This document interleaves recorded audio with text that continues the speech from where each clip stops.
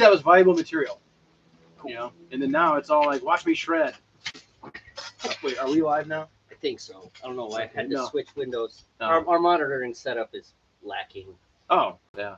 For one thing, it's a 14-inch laptop, A little small from where we're. 7 feet away from us. Yeah. Hey, welcome to another episode of the Northwest Brewmeisters. I'm Jamie, I'm Steve.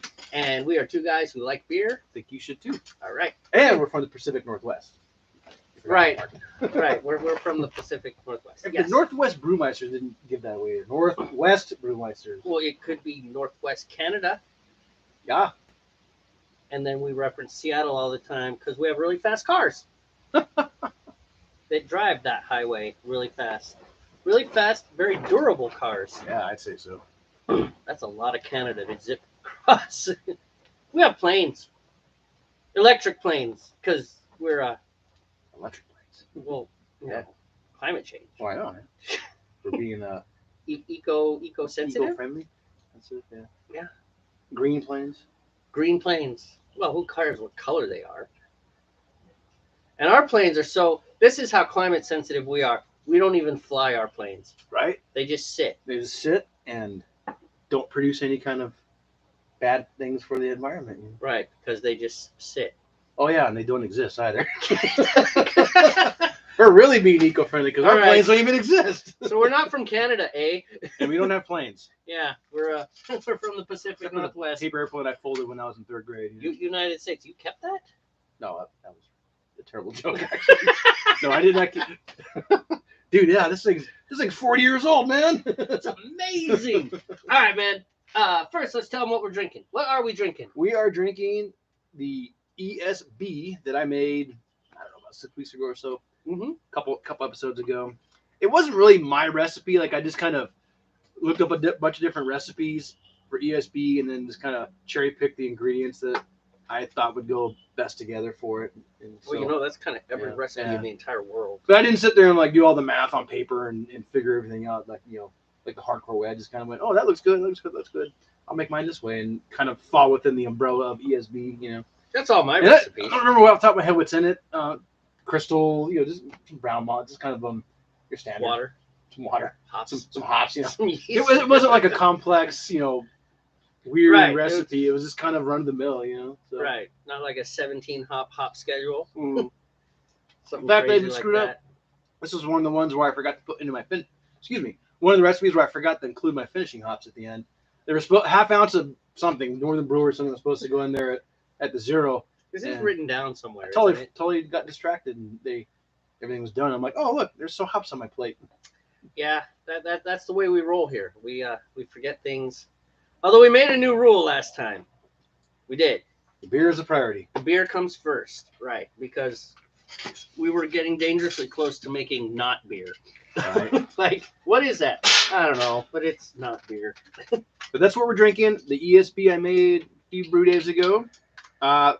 In the end, and my personal opinion of it, it didn't amaze me. You can't accuse me of being biased. I'm not very impressed with my own beer in this Not case. in this case. But it's good enough to drink, obviously, because we're drinking it. But it didn't come out amazing. So, note to self: I can change some things up later if I decide to try it again. But I will do ESBs because I like ESB style of beer. Right. So that'll be probably one of my return types I like doing. So. I like it. It's kind of like the Resurrection Ale, which No. caved here soon. Resurrection Ale is amazing. No, that's a good beer. You knocked that That one I out of like the park, making over and man. over because I think I've got it down really good and it comes out pretty good, So Yeah, that one. Oh, jeez, man, we got to set up our monitoring faster. Nathan's already here. Hi, Hey, Nathan. Nathan. Yeah, we had no idea it was on. Well, Go ahead one and thing, answer his question. which is He question. says, "What is an ESB?" Oh. It's actually ESB as in Bravo. Yeah, I was in Bravo. Ball boy. I've heard two different things: English special bitter and extra special bitter. And a bitter beer is just like a run-of-the-mill English style beer. You have bitter bitters, you have special bitters, and then you have the ESB, which I've heard English or extra special bitter. And it's just kind of a darker malty ale, Probably one of the original kind of ales that go back to the day, Probably. Yeah. It's good. It's just It's basic. It's not complex as far as like the grains and stuff. It's just it's not like a it's not crazy super, beer. Yeah, It's not super hoppy. not hoppy. It's not high ABV. But before we start, just take a rundown real quick. So, I mean, there's broad latitude within styles of beers. There's only two categories of beer. There's lagers and there's ales. That's it. Everything is either a lager or an ale. In the ale world, you have a few different styles. One is the ESB, which is extra special bitter, English special bitter. Yeah. And like Steve was saying, it's not overly dark. It's not overly light. Kind of amberish style. Yeah. It's not super hoppy. It's not super malty. It's kind of just a smooth drinking beer, I guess, is what I'd call it. They're not high in alcohol. Not usually. The one I made is, I didn't do all the math on it, but it's probably about 5.5. I'm guessing. Yeah. So you got those. You got India Pale Ales, which are an English beer. Actually, it's amazing how many beers are English. Yeah. Really. I mean, England has given us a lot of beer. So India Pale Ale, the story behind the India Pale Ale is they were trying to make the beer last on the trip from England to India. And so they used a lot of hops because hops are a preservative. Right. And so it has a real hoppy character, and that's your IPA. And then you have now the American contribution to the IPA world is the hazy IPA, also known as the New England IPA. And that's an IPA again. Of course, we don't do the IPAs for preservation purposes anymore. We do it more for flavor. And so, but they're a hazy beer. Like when you look through them, they're cloudy. They're not clear like all beers except ours, because we've yet to make. Well, I think Steve made a clear beer once. He managed it. I think he like cold crashed it for a year and a half or something. Yeah, it was one of the lagers, man. Yeah, because it sat in that chest freezer for months before I did anything with it. Most of our beers get what you call a chill haze, which is something we could talk about later. But it's an effect on the beer. When you chill it, it gets hazy, and as it warms up, it actually clears right up. Yeah, and it doesn't affect the flavor. Chemistry thing. It's not a.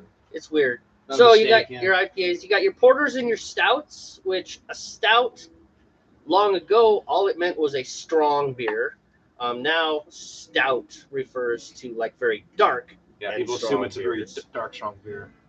Porters are kind of in the family of stouts. They're a little less dark and less strong than stouts. They get their name because that's what the porters back in the day used to drink. These all fall under the ale umbrella. Yeah, these are all ales. Yeah. With lagers, you have lagers. Pilsners are lagers. Well, you got pilsners, you got bocks. Yeah. And the difference is the yeast, the type of yeast that's used to ferment it, and the temperature. So real super fast, and I'm sure I've missed a bunch. I mean, you've got white beers and wit beers. I'll write a song about it. We'll list every beer in the world. It'll be like that country song, not country song, but the song about the countries. Do you remember? No. You didn't watch Never mind. It's a cartoon. The Animaniacs? It's time for Animaniacs. I was already a grown up when that came out, but and your point? But I didn't watch it that much. No, I was probably in high school when that came out.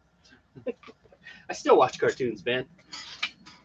But I know what you're talking about. I just can't remember the words to it or the pattern. But I remember we watched it on YouTube one day. You're like, remember this? And it was the Animaniacs clip. I guess I don't know. I've always I like cartoons. Like even now, I was being facetious, so. I know, but even seriously, even now, some of my favorite movies that come out are big. Oh, I know. When we're in my house, I gotta pull you off the TV sometimes. Like, hey man, we're gonna go drink beer. It's not my fault your daughter's put on cool cartoons to watch. Yeah, we're hanging out, and he's like just standing there over my chair watching the TV, and I'm like, got beers in my hands, ready to go back to the man cave, man stuff. Let's do man things. It's like, but he's wait, the princess is about to get rescued. Nemo's about to get found. How many times have you seen Finding Nemo? It's new every time. Okay. Do the song in We Didn't Start the Fire. Yeah, see, that's probably how it would go. Right. You know what? That's happening. Parody song. Make it happen. In the style of Billy Joel's We Didn't Start the Fire, we are going to cram as many styles of beer as we can into a song. That's going to be fun. By the way, we keep promising that, you know, one day we just got it. We've got to at least do a teaser of Drink 'em All. We need to do that. We just need to finish it. Well, all we try and all that needs to. Well, I know. Okay, there's things that, but it is so close. It is so close. close. Maybe I'll put a teaser out on the Discord channel, and you can see it there, Nathan, or listen to it there. Anyhow, hey, we are deep into this video, and we have not told them what we're brewing today, and that's bad. We have a lot of tangents. Eventually, the tangents will make a full circle. You know? But we use these videos to remember what we brewed when we forgot to label our carboys. Mainly me. All right. All right, go for it. All right. Yeah, so this week, I am brewing one of the kits from our brew supply fellas out there. I didn't really feel like putting anything together myself, so I just thought I'd keep it simple. I'm doing what's called Octopus Ink, and the style is Cascadian Dark Ale. It's kind of like an IPA, but it's real dark, like a stout or a porter. Sometimes they call them a black IPA. And reason being is the steeping grains are real dark in this case, so it makes the beer. I mean, it looks like a soda when you pour it into a glass. Actually, it's kind of like a Coca-Cola. It's interesting. So here, anyway, let me read you the description. Black IPA with the deep depth hue of a stout and all the hops you need. This beer will blow your mind. A nice roast presence dominated by Northwest hops. So the original gravity will be 1.057. Final should be 1.014, which will be an ABV of about 5.7 with an IBU of 83. So it's going to be semi-hoppy because it actually has a pretty decent hop schedule on it. Kit inventory, half pound of Cara Munich and 3/4 pound Black Prince, which is going to make it very dark. The extracts are 6.6 pounds of golden light malt, and I have a pound of golden dry malt, all light style extracts. My hops are an ounce of Columbus at 60, an ounce of Centennial at 15, an ounce of Cascade at 5, and another ounce of Centennial at 0. And then I will do a dry hop when I rack it in the secondary after a couple weeks. This is going to be kind of hot. Yeah, it's going to be a IPA, just really, really dark IPA. You know, my yeast is Y yeast 1056, which is I think is just like an American IPA. American ale. American That's what it basic ale. says Yeah. on the. So if you watched any of the previous episodes, besides you, Nathan, I know you have. I will boil. I'll bring my water to a boil, or excuse me, I bring my water about 150, 160 degrees. I'll steep my grains for about 30 minutes. I will add my fermentables, which are all the extracts, and then bring it up to a boil. And then I'll go for about 60 minutes as I add my hops over the course of that boil. After 2 weeks, I'll put it in a secondary fermenter, and I'll add the dry hopping component, which are the Cascade Cryo, which I've used plenty of times, actually. Mm-hmm. That last IP I have that's actually ready to go in the keg is a double IPA, which has those cryo hops that I put in there at the racking point. And that's it. Yeah, my beer's pretty basic. My beer is actually not that complex either. Let me log into my phone so I can find the recipe. Because, being a good Gen Xer, I put everything on my phone. I don't know if that's a Gen X trope. It's definitely a millennial trope, but I'm not a millennial. I'm a Gen Xer. We're like the best of both sides, you know? Oh, sure. I mean, pretty much the best generation in the world. In all of history. They'll be singing songs about us in like 31, 23. There'll be one song. Probably won't go very far. I don't know. Beer recipes. Here we are. Blonde Bock Ale. So a while back, my friend Eric asked me to brew a Blonde Bock because he had one by, it was actually, was it a Guinness? No. Doesn't matter. It was, he had a Blonde Bock, he had tasted a Blonde Bock that he really, really liked, you know.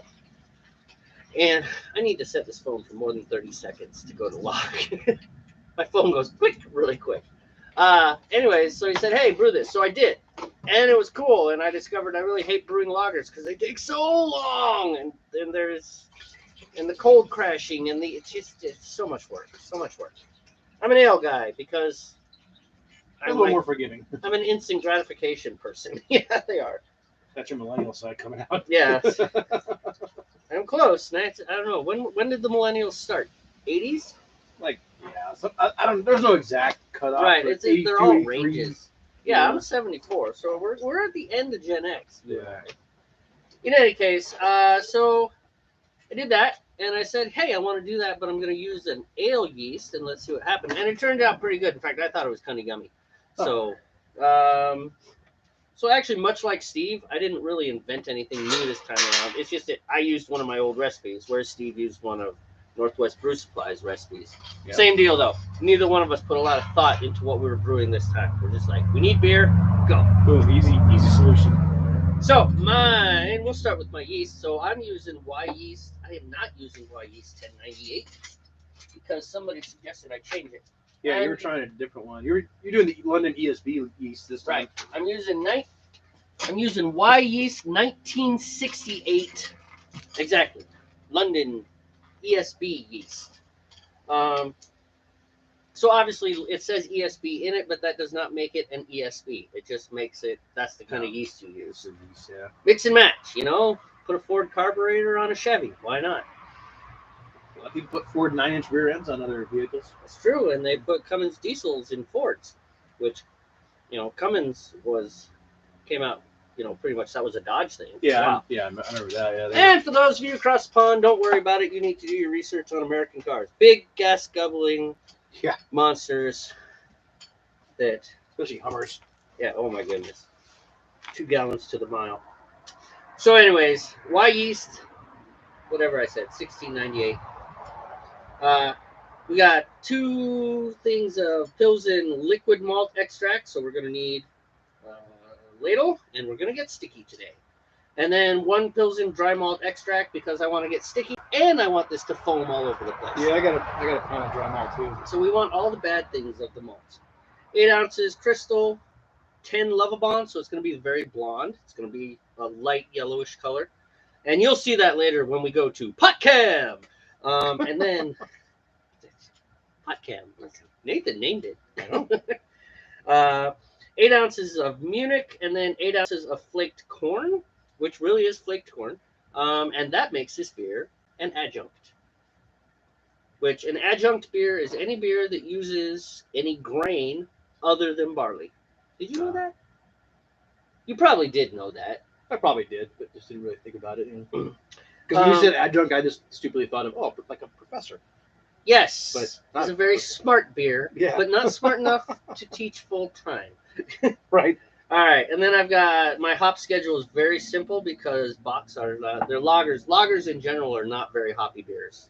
No. So I got 1 ounce of Hallertau at 60 minutes, and then another ounce of Hallertau at the 5-minute mark.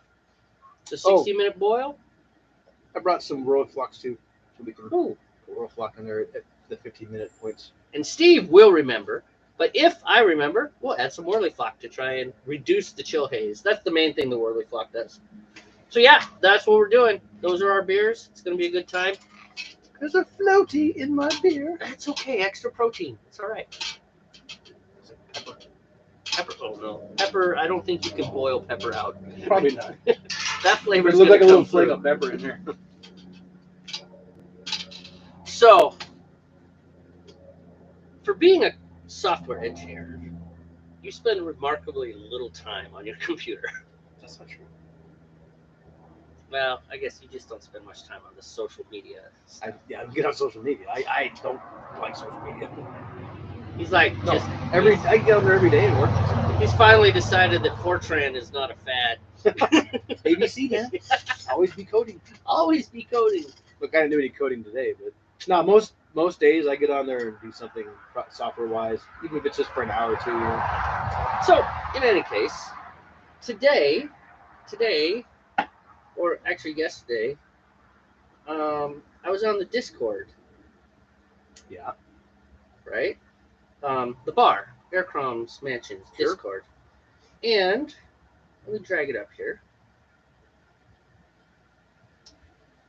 For some reason, Steve. How's your temperature? It's like 130, 130. Oh, okay. I'm watching. You got a ways to go. Yeah. No, Peter. Peter posted this meme.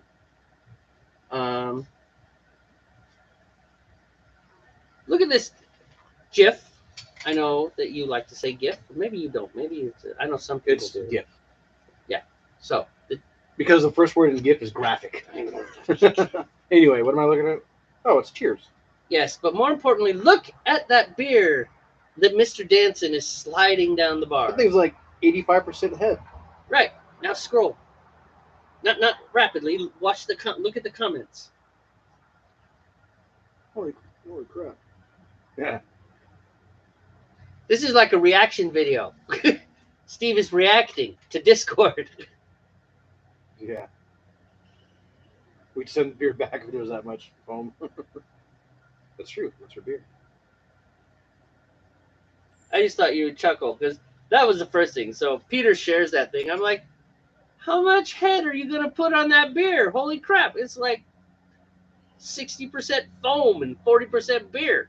Yeah, I'd be like, you can top that off now. Yeah. And then you go through these pictures. It's like all these beers, which look beautiful, but it's like, wow, there's like 6 ounces of space between. Yeah. That is unacceptable. Well, the other thing you got to look out for is you order a pint at a restaurant in a 12-ounce glass. And the glass has a real thick bottom to it. And it's just like, I'm not getting 16 ounces. Bars they'll try to cheat you on that. Mm-hmm. Charge you for a pint, but only give you 12 ounces or less worth, Yep. Sneaky bars. Sneaky. But I just chuckled when I saw that. That's funny. Because like we make jokes, right? Because there's the whole British pour, which is like right to the top. Right? It's like surface tension is holding it in there. And I've mentioned to Steve, I'm more of an American pour kind of guy. A little bit of head's okay. Yeah, a little bit of space so I don't spill it everywhere on my way back to the table, because that's what happens to me. All right, we're at 140, so we can slow down the heat. All right. Slow it down. Slow it down. And I'm changing the words. Nathan might get it. I don't know. I'm missing. Maybe I don't know that song. Oh, maybe. What is it? Not slow. The name of the song is Lay It Down. Lay It Down. But I was by a band called Rat that aren't around anymore. Oh, I know. Is it spelled with 2 T's? Yes. Yes, I know of that band. I know of that band. You're like, I've heard of them once. Yes. Yeah. It's one of their popular mid-'80s songs. I want to say the album came out like 86, something like 87. Invasion of Your Privacy was the name of the album. I can't remember what year it came out. Doesn't really matter. It's not about beer anyway. So. Yeah, so like, why are we even talking about it? Because it's metal, man. And we talked about Finding Nemo like not even I know, right? like 20 minutes ago. Tangent, so I guess there's no rule. tangent. All the way back around. Well, did you not notice it took a 90-degree turn? Oh, wait, what? Yeah, okay, so yes, we're talking about the gig, the GIF. The graphic interface part of thing. Graphical interface GIF. What's the F? I thought it was interchange, but I don't know. It is interchange. Format, right. Format. The little micro video that loops all the time. Yeah. Freaking GIF. Like the peanut butter. Anyways. Yes, I did notice that Ted slid it down the bar, and it definitely took a 90-degree turn around the bar. And here's what I think. I think they put a big metal plate in the bottom of that fake beer with way too much foam on top. Right. And they put a magnet under the bar. Oof. And Danson did this. The actor, Ted Danson, he had to do this at the same speed as the guy under the bar moving that magnet. Yeah. Hollywood magic, man. Yeah, hey, man. Studio magic. It's kind of cool. There's some cool tricks. We're doing it here. Look right here. People think we live in this like utopia area with green and everything. You see behind the nuclear wasteland that's behind the camera. We're not going to show it to you, but no, but you can pretend like you believe it's there. Yeah, or whatever. All right, No, I'm just looking to see how the color of your beer, man. It's kind of like a straw color right now. Yeah, it is. Well, it ends up being kind of a honey blonde when everything's done. I already made this last time. Yep, I liked it. It was yummy. Not amazing, I guess, but I'm confused. I pressed the wrong button. Go away. I need this button. Okay. Are you at temp? Because if you're at temp, I'm at temp. I'm going to hit it then. I'm going to hit it, sweetheart. Hit it! So yeah, I saw that and I instantly thought of you, because we've had that discussion before. It's like, "Oi, you gonna put the rest of the beer in this glass or what?" Yeah, right. At the same time though, Steve and well, I don't know about Steve. He's a pretty tough guy. I'm a sensitive person, and I watched this girl pour a beer and she was moving fast and she wanted to give Steve a whole beer, so she just dumped like half a beer into the drain and just kept pouring till all the foam was gone and it was nothing but beer. I was like, but you just wasted so much. Like, just fill it half, charge us for half, and we'll come back and get the other half. Don't dump it down the drain. Yeah, I think I'm trying to think of the words. It was funny. It's like, oh, that's good stuff. What are you doing? What are you doing, lady? Don't do that. You're gonna pour that in mine. Yeah, come on. Speaking of, I was like regaling our audience with entertaining tales. Regaling, yes, REGALING. I know what the word is. Yes. I'm just laughing that you were using it. Well, that's because that's what I was doing. It's an accurate word. Anyways, I was busy. You were just sitting over there. You weren't even boiling. You were just sitting there listening to me drinking beer. Knowing things. All right, yes, no things. It's your turn to talk then. Fine, I'm just going to my beer and you just talk. Why doesn't Nathan say anything I can respond to? He has said, did you notice it took a 90-degree turn? Oh, okay. That Nope. was the last thing. He's not. So, anyways, Brazil. Foamy beers. Yeah. Not cool. You want the phone back so you can look at all the...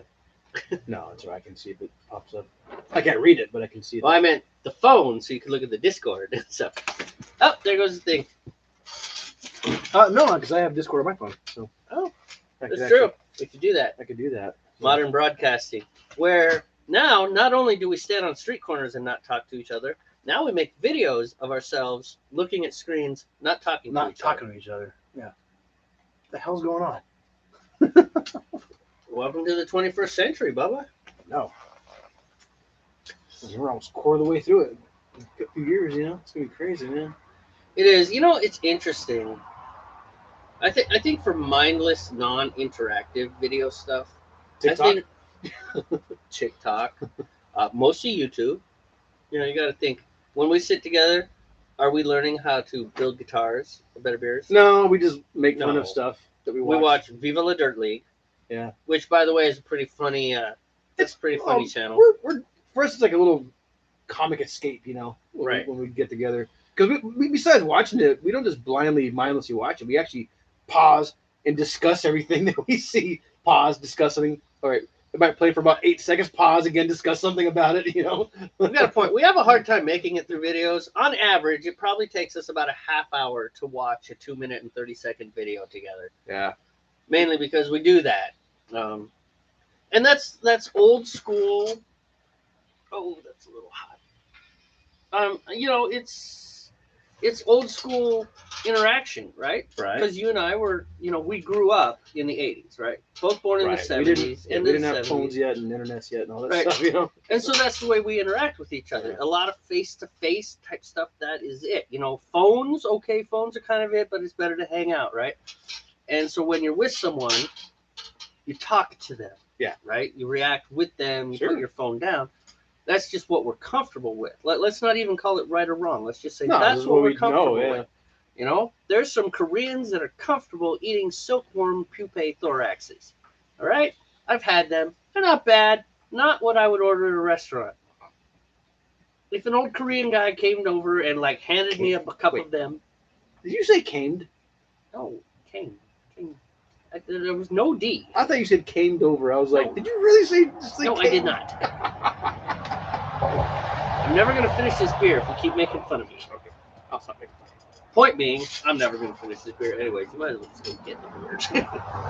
Point being is that we interact in a different way. And the new generation, they interact in... They'll be sitting next to each other, texting each other, having a conversation. Yeah. Literally right next to each other on the couch. And they will send each other a text. And it's just that doesn't make sense to us. And I think when screens are used in that manner, I don't think it's anything more than different. It's kind of weird. There's definitely some problems with text and even voice alone that You know, there's some problems with it. Right. You know, because when I'm talking to you, I can like look at your face and watch you get more and more bored as I talk more and more and finally figure out he really wants me to shut up. Or he's really interested in this, and then I keep going. Yeah, you know? can see the body language. You know? Right. And when I say something, I can say it with a certain tone of voice, and you can look at my face and figure out he's sarcastic. Right. Doesn't work. It's hard to convey that doesn't in work text in messages text. unless you like label everything, you know. Exactly. You know what else doesn't work in text? You say tomato, I say tomato.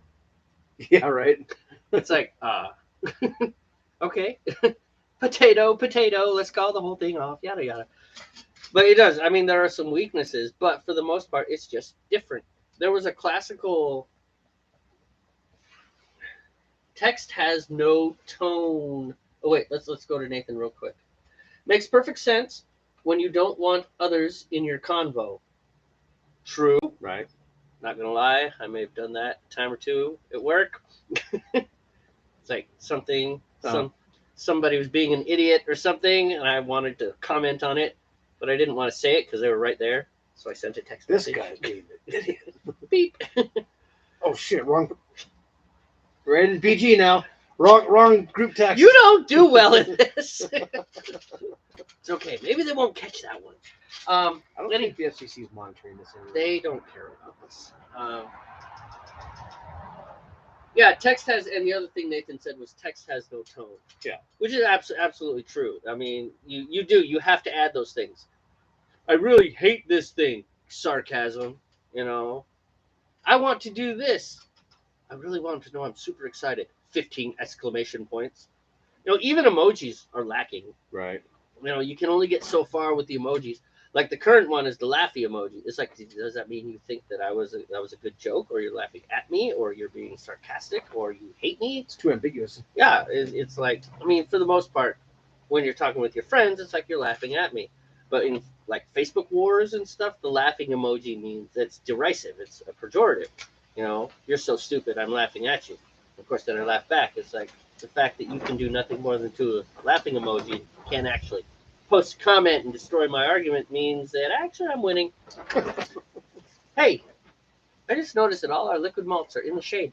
Oh no! I shall rectify that. So anyways, I don't know how I got on face-to-face talking and stuff, but that's what we're on. Oh, but I was going to say a good example of how screens and things like that and social interactions via electronic means are not so bad is like me and Peter and Jem. You know, that is a genuine relationship. I'm gonna get the beer. What? I'm gonna grab the beer. Okay, but I'm talking to you. Oh, I thought they were talking to them. No, I was talking to you way over there. I mean, okay. Sure. Actually, I'm kind of done though now. I was just gonna say that's a genuine relationship. It's Right. just, and so it's just how things change, and it's not necessarily bad or, you know, it's not gooder or worser. It's just, yes, I said that on purpose. It's just different, right? That's the way we do it now. Sometimes it's cool, sometimes not.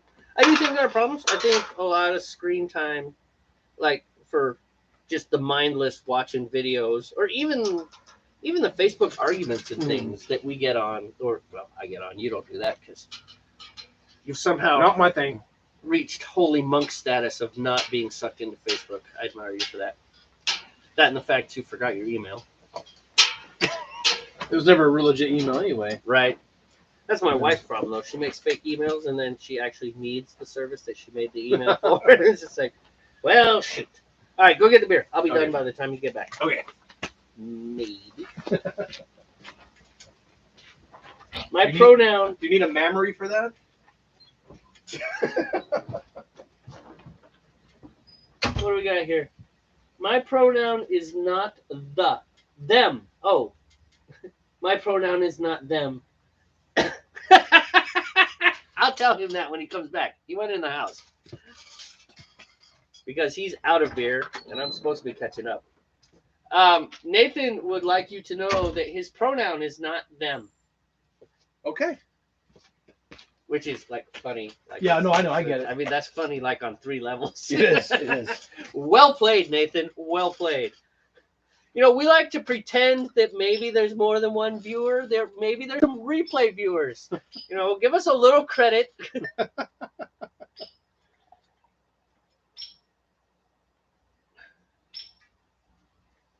Oh wait, show him the pour. Show him the pour.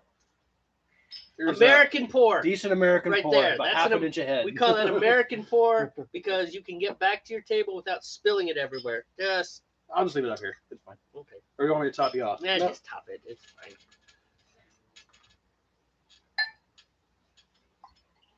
It's funny this beer looks like iced tea, kind of. It does. It's kind of Has that same color. Mm-hmm. I still think that's funny. My pronoun is not them, Steve. That was great, man. Well done. I'm sorry. It's funny. It is funny. It is funny. We're dancing on dangerous, controversial ground, though. Yeah. Someone's gonna cancel us. Oh my. Okay. Oh. And moving slow. Right, that works out. Yeah, that's what I thought. My flame's been out. I've just been spewing propane into the air. Oh. Nice.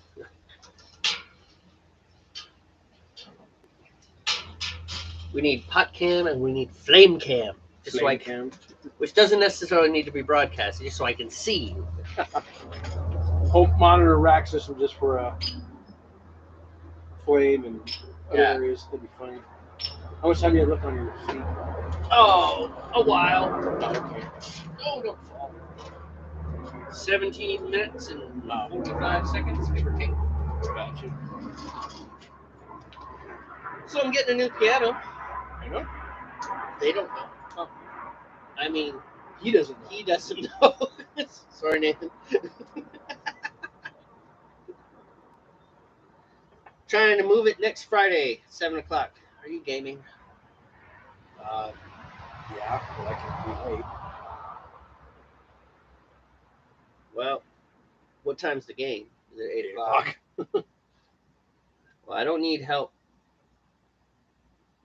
If we could get it here, then that would be fine, because then I have time. I got it the only time. I bet we could do this if we hit it just right. I just gotta. The plan is, so it's a grand piano, so it's heavy. Mm-hmm.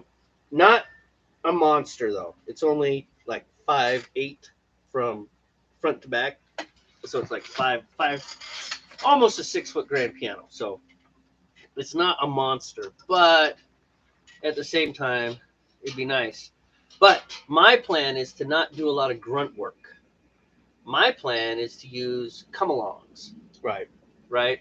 And so we'll put Timo up at the front, and then you, me, and Eric from work. You know Eric. Yep. You, me, and him will balance it so it doesn't fall. And Timo can and I'll just be like crank, and it'll click, click, click, click, click, click, click, click, click, click. And I think it has all sorts of advantages. Like, for one thing, you're not standing there holding a 750-pound piano while someone figures something out. Right. Just because the come-along won't care. It'll just hang out for forever if you need it to. So that's the goal. But if you could do that, I bet we could be done by 7:30. And then you could be back to your place in time. If I'm late, I'm late. It's all right. It's not that important. Time to unleash the sword of Zaknar. That was interesting. Not that important. I'm almost there.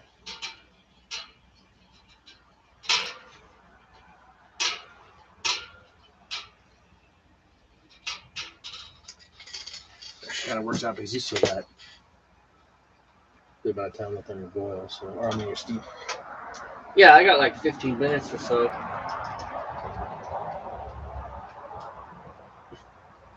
So I have I think my piano is probably about 120 years old or so. There's nothing wrong with that, because the one that I'm getting was built sometime between 1895 and 1890. So this one is stupid old also. Right. But my piano is an upright, and upright pianos are okay, but they have some drawbacks. That they were designed basically for space. You know, that's the whole idea behind the upright piano is like we need a smaller piano that we can fit somewhere. And the mouse got into it and ate some pretty important parts. It still works, but it will to restore it to full functionality. Said that word just for you. To restore it to that would be easy $3,000 minimum. Just start at $3,000. And then after all that, I would have a piano that was worth $100, just because it's an old piano, and old pianos are not worth money. Not even the old Steinways. People hear the word Steinway and they're like, "Ooh, it must be worth something." Yeah. To someone who is foolish and doesn't understand, yeah, they might pay a lot of money for an old Steinway. But for someone who knows, they're like, "Nope, that is an old chunk of wood and steel, and I don't want it. I will go get a new Steinway." You know, if I want to spend that much money. So, I mean, some pianos, yeah, they have antique value. They've been very well maintained. But for the most part, not so much. Grand pianos have more capabilities than uprights. They just They sound different too, don't they do. They sound different. The pedals react differently. The keys press. I mean, it's the same thing, but it's like the difference between a really like a cheap acoustic guitar and a nice acoustic guitar. I mean, that's really because it's not the difference between like an acoustic guitar and an electric guitar. That's apples and oranges, man. Yeah, that's. I mean, those instruments are very, very loosely the same instrument. You know, They have strings. That's about it. yeah, they have 6 strings for the most part. You know, they're tuned the same for the most part. For the most part, yeah. You know, but the anyways, it's a better instrument. So we have a guy who I use regularly to tune our piano, and I'm almost at 10. I had him go down there and inspect it. He's like, "Yep, no major red flags." He says, "I think this will be a huge step up." So I don't play piano, but my boys do, and they're actually really good. You could actually go. All right, I'm going to plug myself for this minute because I can do that. Selfless plug. This is my channel too, so I can plug myself. You can go to Jamey Aston on YouTube, and you can watch my boys play piano. And I don't have to tell you how good they are. You can just see it. They are really good at playing piano. And so they need a better piano. And I saw this one for $500. It's kind of fun. I feel a little bit predatory, but then again, not. These people, they put the piano up for sale like 2 months ago for $3,000.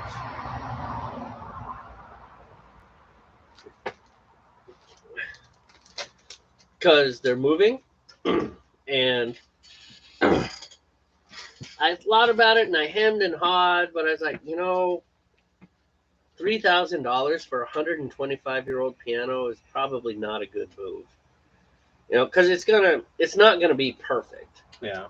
And so like I said, the piano tuner, he went down and he did a full inspection, and he said no major red flags. There's a little problem here, but nothing that is really noticed. Nothing that's No really deal breakers. Yeah, no deal breakers. He said for $500, you are moving far ahead in the piano world for your boys. So that's good. But anyways, they put it on for $3,000, and I hemmed and hawed, and I was like, I don't think so. And then it came back on for $500.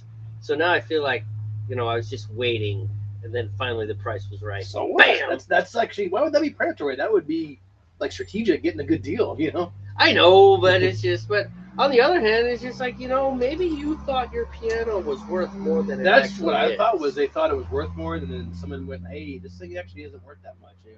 I think it's actually a lot closer to we need to get rid of this piano because we are going to leave this house soon. Right. So yeah. Oh, what do we got? All right, man. I'm about to start my steep because I'm at 10. All right, sounds good. I shall lower my sack into this vat of warm water of my grains. Mm-hmm. Smells good. Can I just point out that you just sniffed your own sack? I did sniff my own sack. Family friendly. Go for it, man. This looks like one of those sacks you used to see hanging off the back of a big old lifted truck. Yes, it does indeed. And I need to turn the heat back on mine. I know that was a double entendre, but you know what? That's what makes it fun. Tough entendre. Right? All right. Timer is good. Temperature is good.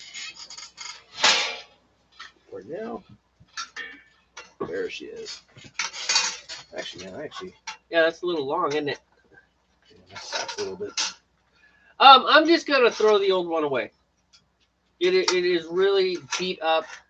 My kid broke one of the hammers inside. He got mad and slammed his fist down right in the middle of the keyboard and broke it. Between the mice damage and my upright is not like some amazing piano, so I might disassemble it completely and then throw it away a piece at a time, because I could take the metal to recycling for free. Probably wouldn't burn the wood though, because it's probably been treated. Oh, it's got paint and all sorts of varnishes and stuff. More varnishes and stains, but yeah. Yeah, probably not a good idea to do that. Maybe some of the inside wood I could just burn, in a burn pit or something. Fine or whatever. Yeah, but the outside part, yeah, I'm just gonna get rid of it. Maybe I'll turn it into a fish tank. Except I don't have fish. Right. And I don't want fish, so I probably won't turn it into a fish tank. Kind of hard to see through wood. Well, apparently there's a build. We can look it up on YouTube too. No, you probably cut all the stuff out and put it. Yeah, some guy put a fish tank in. One of the guys at work was making plexiglass or something. Yep. Yeah, there's all kinds of things you can do to make a weird fish tank out of plexiglass and. Can I have the keys? Wait, okay, I missed something. What did I say where Nathan could say, "Can I have the keys?" To the fish tank? He probably wants your piano keys. Oh! The keys off the old piano. Do you mean like the key tops? Because I was actually going to keep those because the new one has ivory tops and mine has ivory tops. Like real ivory, which you can't legally buy anymore. Right. So I was going to keep those. Is that what you're talking about? Are you talking about the tops or are you talking about the actual big, long wooden lever keys?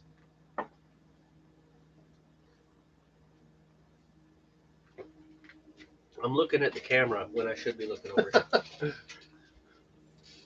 Our monitoring system leaves a lot to be desired, Steve. Well, we are the most professional broadcast. Most professional broadcast this side of the Columbia River.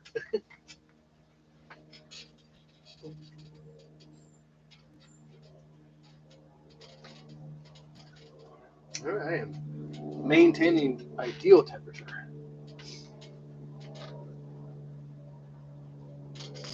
Sitting about where I need to be. It's not quite at that 70 mark that you like to put yours at, but I'm not quite there yet either. I'm above 150 though. I'm sitting right at how much 150. Yes, the tops and or the keys. Wait, what's the difference? So in a piano, I have 6 minutes and 22 seconds. In a piano, the key itself is just a big chunk of wood. And then the smooth, shiny part on top, long ago, when it was legal, they were made out of ivory. So they're just thin. They're just a coat. It's like a veneer, right? They're a cover, is all they are. It's like, now they're made out of plastic. Well, not quite a veneer, because it's a lot closer to like 16th of an inch thick, Gotcha. So they're two parts. You've got the ivory top, which I kind of want because I want it. And it depends on if they're the same size, because not all keys are exactly the same size. But if they are, then I'm going to hang on to them. Because if I chip a key on this piano here, then I can stick with real ivory, at least for a few years. Right. The boys just trash it all, But, yeah. So the key itself is actually about this long in my piano. Yeah.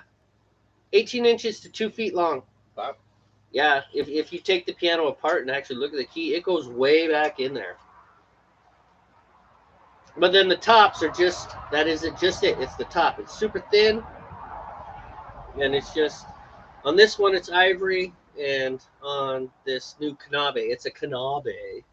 Kenobi. Oh. Made by Obi-Wan, huh? No. Wait. That's Kenobi. Oh, I thought tomato, you know. Kenobi. No. Obi-Wan Let's try it in text. Obi-Wan Kenobi. Yeah. Besides a Jedi Master, he's a piano maker. Yeah. And German. Yeah. Wilhelm Kenobi. That's and it started. Apparently, there's another series coming out. Disney Star Wars stuff. It's like Andor. Yeah. I've seen the commercials. Yeah. Not gonna watch it. I'm not gonna watch it either. I'm sorry. It's very tangent time. Yeah. Well, I gotta tell you, without because I know that we try to not be controversial because things can. I'm get just not gonna so watch it because fast. I don't like what Disney did with the Star Wars franchise. Yes. Well, okay, boomer, I get it, but I don't. No, it's not. I don't like what they did with it, man. It's not a boomer thing because they injected a lot of political, social issues into the films. Whatever side you're on, you can't deny there are social issues that are injected, and they weren't done cleverly, right? Right. So I'm writing a heavy metal song called Ruby Chose the Monster. And it's about something. You figure it out. But what it's about, I have buried deep. If you just read the lyrics and don't think very hard, you're probably not going to pick it up. And that's the way art is. And with these last 3 Disney films, they might as well have stood whoever the actor is that played the Emperor or Vader or whoever. Well, I guess Vader was dead. Who was Kylo Ren? What's that guy's name? Adam Driver. Adam Driver, who's a great actor, by the way. Yeah, take away the Star Wars stuff, yeah. Well, and actually, the Kylo Ren character. I guess you're right. He did do a good job in the movie. No, he did fantastic. The Kylo Ren character was fantastic against a backdrop of meh. Yeah. But they might as well have had who's the Rey girl? Whatever, that girl. Rey. That's her name, Rey. I know, but I'm who sure miraculously knew how to do all these things and without any kind of training, It's just like what? Miraculously needed less training than Anakin Skywalker, the most powerful Force user in that universe. Yeah, right. It's like, come on, man, what are we doing here? No. But point being, is that the social commentary in those. Caterpillar. Sorry, squirrel, or in this case, caterpillar. It's like tiger stripe, man. Look at that thing. That's pretty cool. Moving on. Relatively speaking, for caterpillars, it's going very fast. It is, man. I just never seen one with those stripes on it before. That's why it was kind of a squirrel moment for me. I just kind of saw a movement out the corner of my eye, and I'm just like, oh, this is terrifying. It's coming right at me. It's gonna get your beer, just like that slug did that one time. Why you got to bring up bad memories? That was horrible. Traumatic. Funny. It's not funny. Traumatized. I couldn't drink beer for a whole 20 minutes.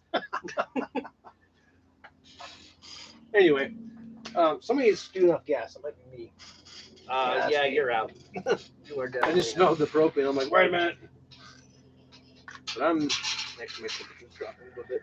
Yep, I still got So yeah. My point is, and I've made Star Wars tangent. But that's right. Right. My point really is that they might as well have had that actress get up behind a lectern, dressed in a nice pantsuit like Hillary Clinton, and give a speech on all of their positions of social issues. That is how blatant they were. They didn't bury it. 21 minutes. They didn't try and hide it under metaphor at all. It was just bam, in your face. It was like a John Lennon song. Which, I mean, no, there's a lot of people, even people who like the Beatles, who will admit that after he left the Beatles, his music was crap because it wasn't music. It was all protest chants. Right. What are we doing, man? Where'd that caterpillar go? Are yours the golden light? Or the Pilsen light? Say again?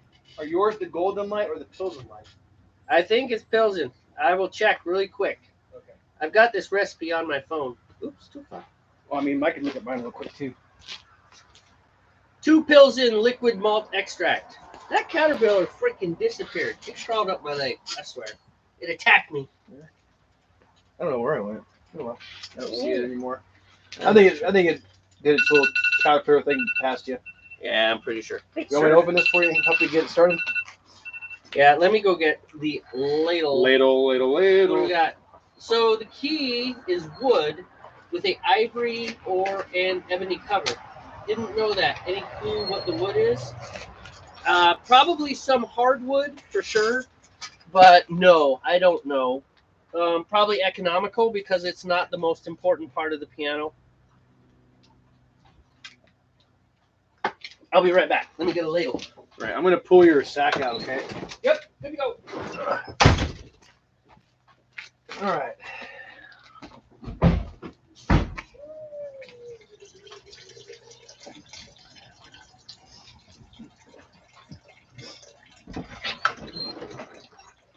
Never squeeze the sack.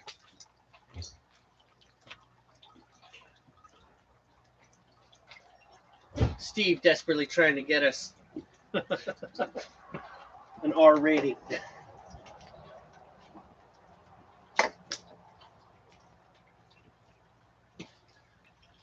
All right, bring up the butt shot you. We're good. All right, sit down, man. I got this.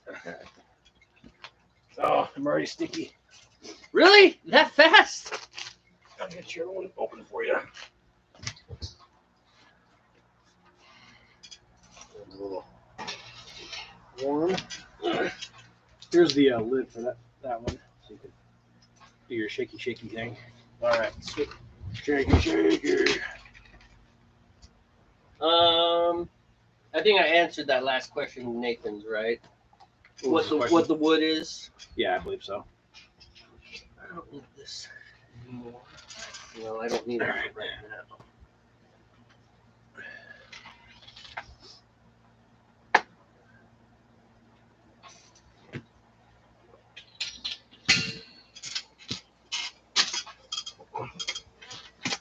Got me a whole ladle for you until you're ready to use it. Sure. Ladle.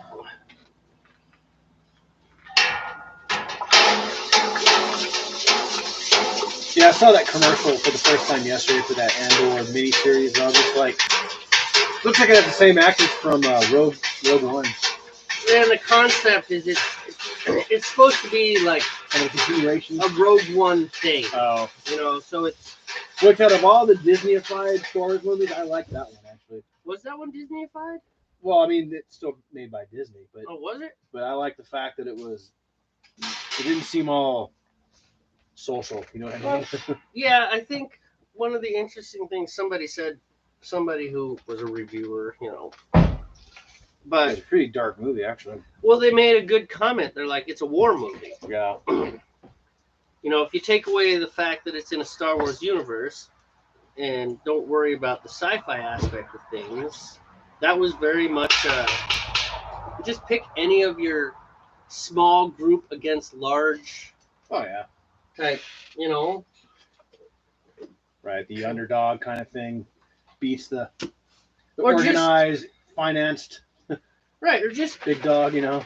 anyone. Saving Private Ryan, small group going in, Right. try to get against the type deal. It's just, it was a war movie, you know, right down to the fact that everybody died in the end,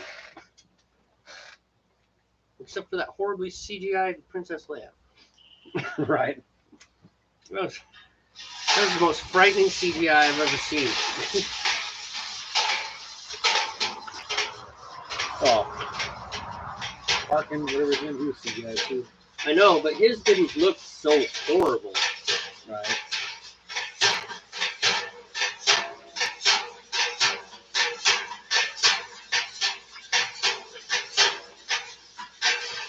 I don't know if they like just didn't spend money or I don't know.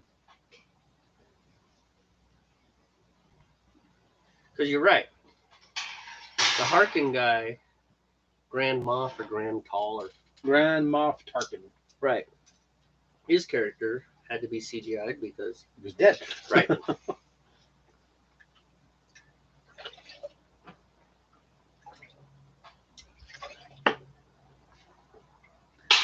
But my point is that's the only one I even remotely liked ever since Disney took over the franchise, you know.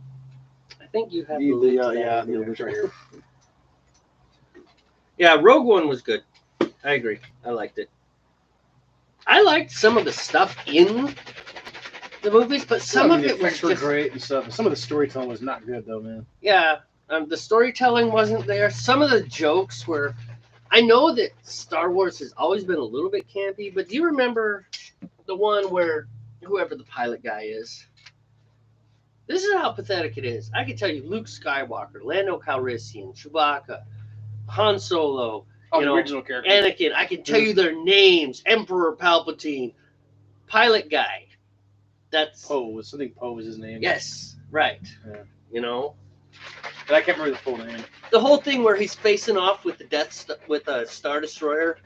He's like, "Can I talk to you?" Yeah, I'll hold. It's like That's stupid, yeah, because that would never really happen in that world, man. I mean, well, that's the whole thing. The whole concept of holding.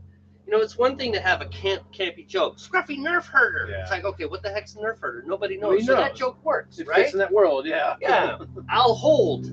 No, that doesn't fit in this world. You know, because it's like Yeah.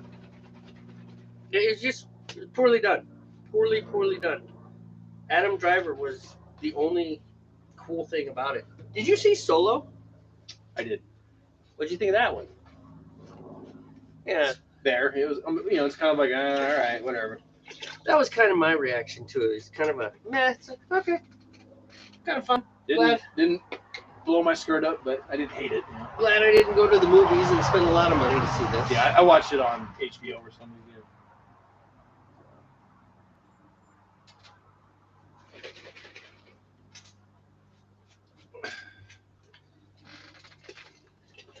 Poor Nathan's making comments about something and we're just ignoring I him. know. He's like, come on, guys.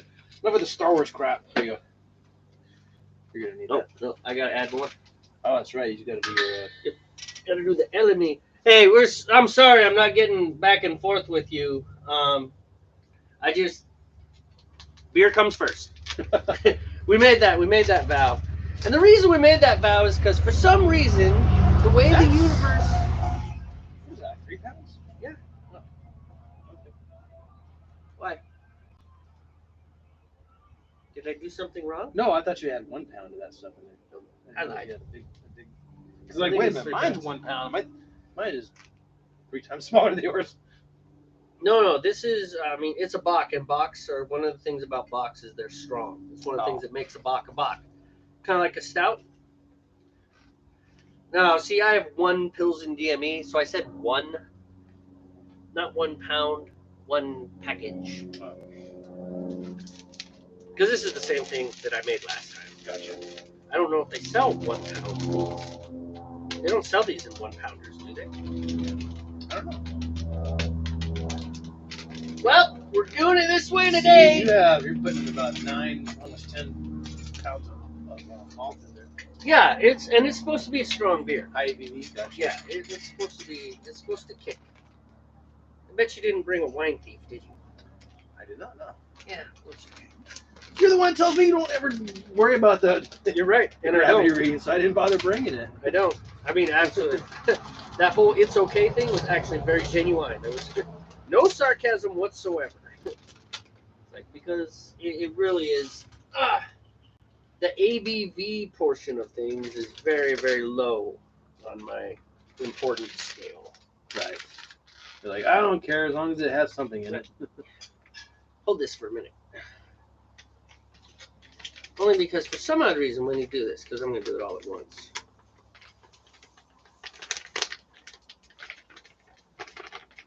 It gets stuck. Yeah, the steam gets on the bag and it gets stuck to the bag. And it gets stuck way up here on the handle. Whereas if I do it this way.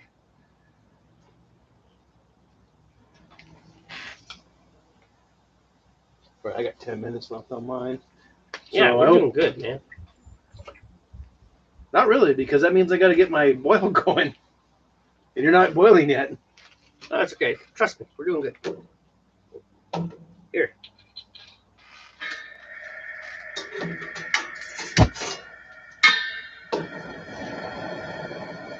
We'll be boiling soon. You got the jet engine going. Would make an awesome mug. So are you going to glue it to the outside? What's that? I don't know. He said it would make an awesome mug. The keys and the ivory and the ebony covers. All right, I'm gonna go rinse this thing off. All right. So the ebony is actual wood. On pianos, they use ebony. Ebony is a wood.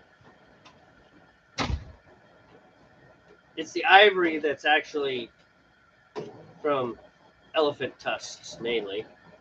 Which is why it's illegal, because they were killing a lot of elephants. Which is one thing if you're going to eat the whole elephant, but that's a lot of animal to eat. I mean, can you imagine an elephant roast? That would feed like 70 people.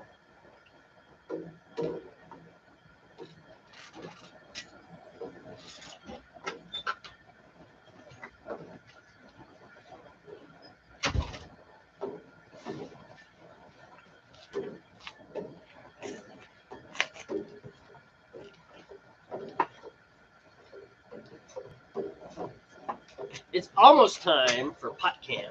Oh, there you go.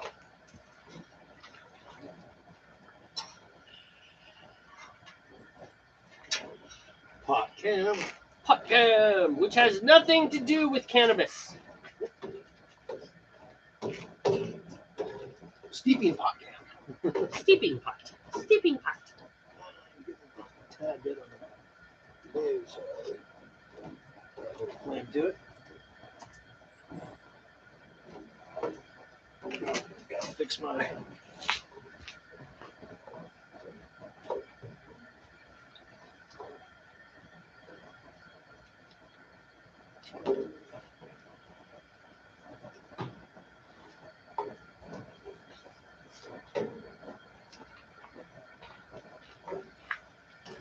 So we started, I've also started the lyrics for Hold My Beer. Oh, okay. Working on those. It's a little bit trickier because it's a lot of ear rhymes. Ears? Everything rhymes with ear. Ring from ear to ear, hold my beer, yesteryear. About to cheer. With a deer in the headlights. I just add that at the end. But seriously, I mean, it really is. It's like, this is going to be... I mean, the chorus is... And the thing is, none of this is super... this is not like cutting edge artistic stuff, right? Hold my beer, hold my beer. We don't know what he was thinking, but he was grinning from ear to ear. And his worst words are still with us. Hold my beer. It's going to be kind of a dark comedy song. Lots of people dying, to be honest. Like someone doing the hold my beer thing and dying while they're... Yes, everything is, we don't know what he's... Oh, wait, okay. My earbud is about to die, and I'm at the brewery, so I won't be able to hear the stream anymore, but I'll still be watching. It died. Oh. All right. We need that little circle down the corner where someone's doing the... Yeah, we need a little sign language person. You know what? If you're deaf, and we're sorry we made fun of sign language right there. That was wrong. Of course, they can't hear that. Apology. And I don't know how to sign an apology. We are so screwed, man. I've just offended the entire deaf population of the United States. And I can't undo it because they can't hear my apology. And I can't sign an apology. I hope I don't get shot tomorrow. This is terrible. You're not rated R, but you are jerks, and we're canceling you. You guys are butts. You're not funny.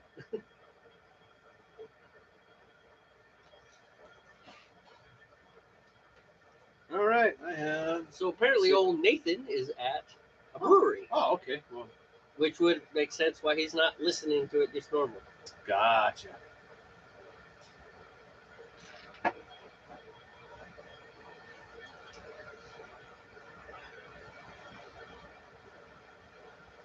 Foam City. Yeah, I know, right? Oh, mine got a little cool. What's that? Mine got a little on the colder side of things. Oh, really? I don't think it dropped below 150. It's not too bad. It's fine. No, it's fine. Oh, I think Yeah, I mean, beer is pretty forgiving. It's not like baking. Now, baking is like, man, there's no. I mean, even lagers are more forgiving than baking. There we go with the foam. Yeah. Get your hops and stuff out here. I don't. I don't stress that too much though, because I like to get my boil under control before I put my hops in. I am gonna go get one package though. You guys are bringing them all out, man. Right. Let's go ahead and go to Hot Cam, which right now is Steve Cam. Steve Cam. Just Steve. Do a little movement here.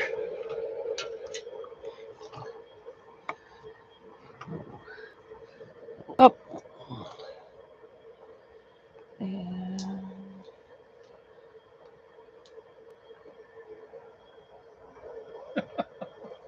A little more. a little more. Just to get it centered. There you go. There we go. Give it a stir.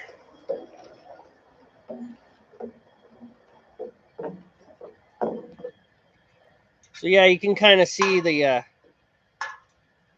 don't know if exactly honey colored, but definitely not a dark beer. Definitely not a dark beer. I'll be right back. Okay.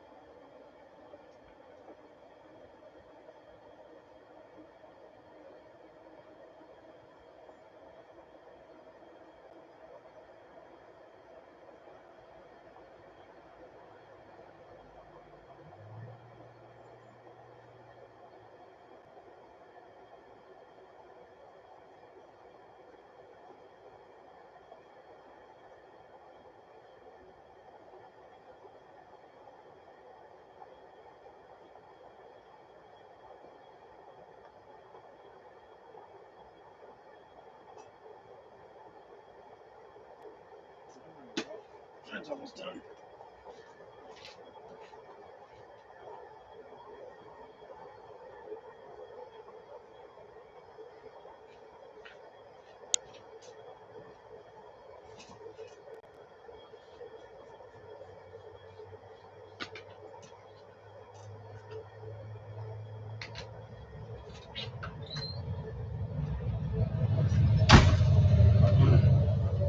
Which one do you want?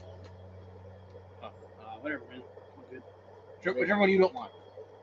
I don't care either. I'll take it.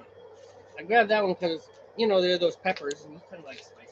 Yeah, little peppercini types. Yeah. Oh, thank you. Yep. So I thought that would work. It's working.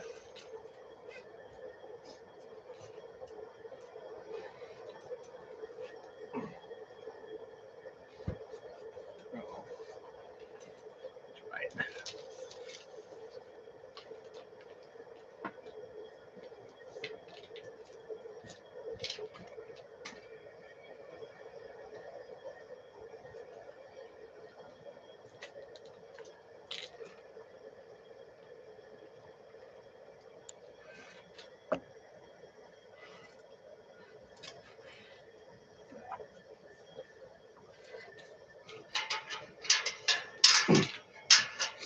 How many minutes you got?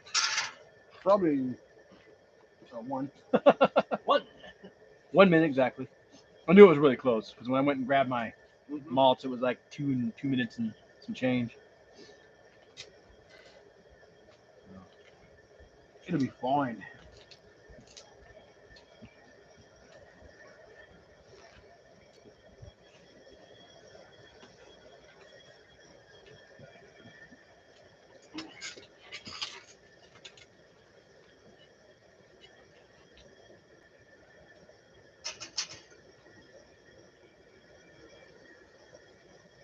I'm just waiting for this to make a break for the top. Oh, there's no other comments, has there been? Because I know he said his earbud died. His earbud did die, but his last comment was that sign for my sack is long and stretchy and toilet water is cold?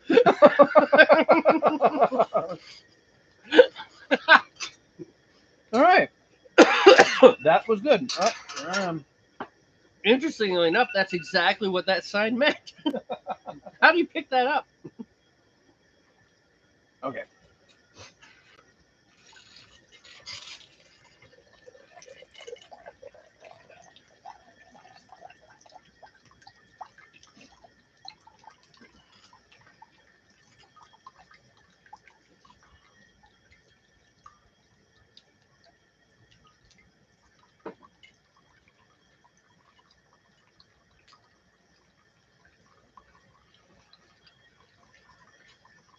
There we go.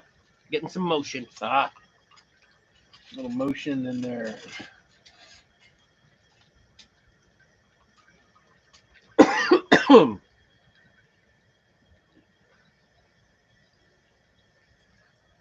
And now we're going for boil over. Whoa. Yeah, you definitely got the mountain rising on that one.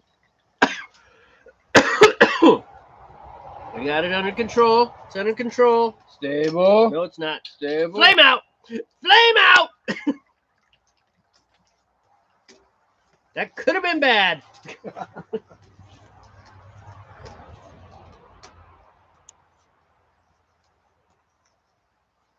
I gotta flame back on.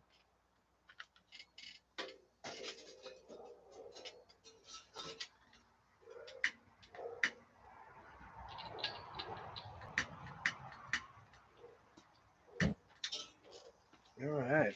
Let's get some nice malt dip in here.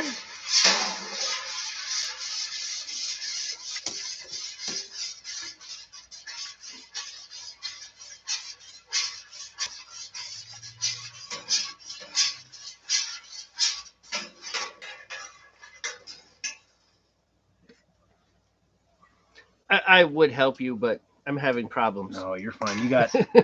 You have bigger fish to fry. It's fine, man. I get it. I'm feeling pretty good, man. It's been like a while since we've had a boil over. We used to have them pretty much every episode. Right?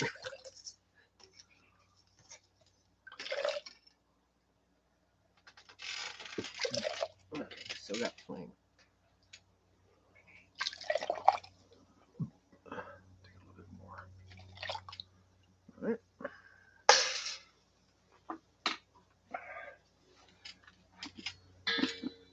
Still pretty violent in there. And by pretty violent, I mean a lot violent. Okay. That is not rolling, that is roiling. Roiling boil.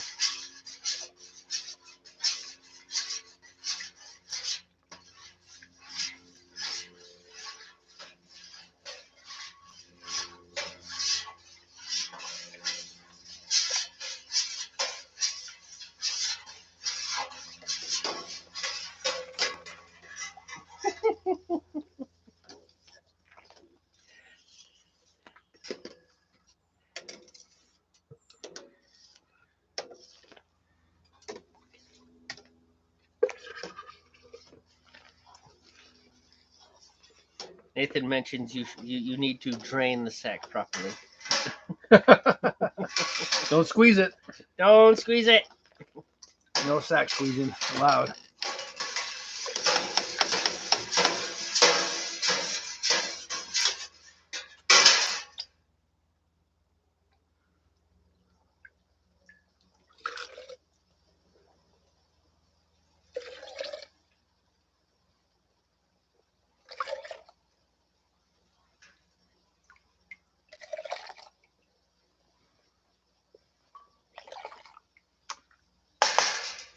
All right. All right. Okay. I think this is enough under control that I can go ahead and add my hops. Get your first hops in there. Yep. And then we'll start the timer.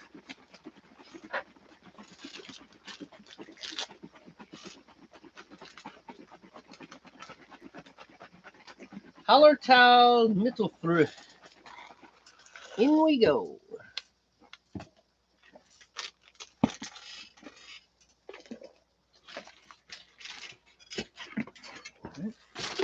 good.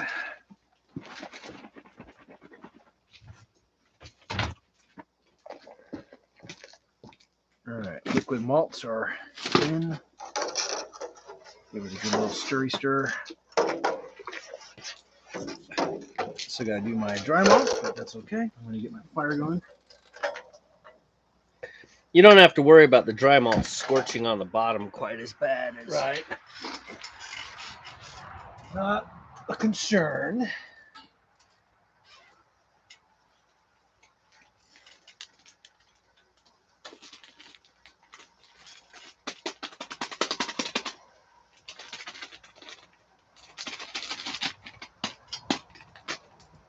The abbas and please. Oh. There you go. No, why don't you carry a pocket knife? I find that strange. I just forget to carry one, I guess. I don't know why. It just seems like something you would do as much as I would do. Pocket knife, yeah. Or a large sword of Zaknar. So they don't have a large sword in Zaknar.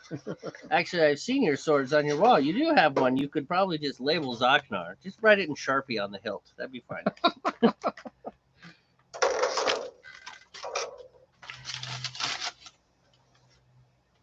All right. That is a rolling boil. At least I'm going to call it. Not quite textbook, but close enough for me. International edition textbook. Yeah, international. Common Core edition. So Common Core. definitely There fine. we go. Good to go. All right. Timer is started. I don't know, actually. It's not bad. That looks like a good boil. Yeah, that's good. All right. We can let that roll for a while. And it's not exceptionally windy, so we don't have to worry about the flames getting blown out. Right. All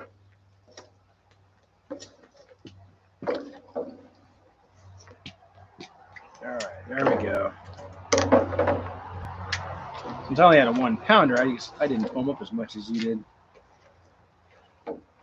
Did you really have just 1 pound? That's a 1 pound bag? Mm-hmm. They make 1 pound bags? Yeah. I'm still pretty sure the 3 pound bag was what I was supposed to grab because it is a Bock. But it's possible that it was only supposed to be 1 pound and I grabbed the 3 pound. Making a new beer.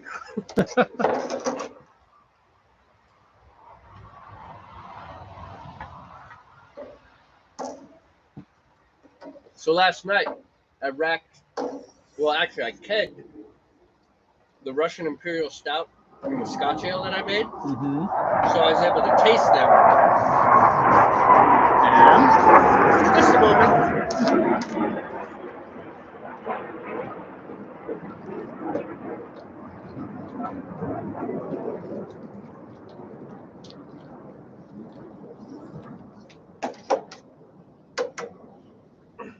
I was able to taste them side by side.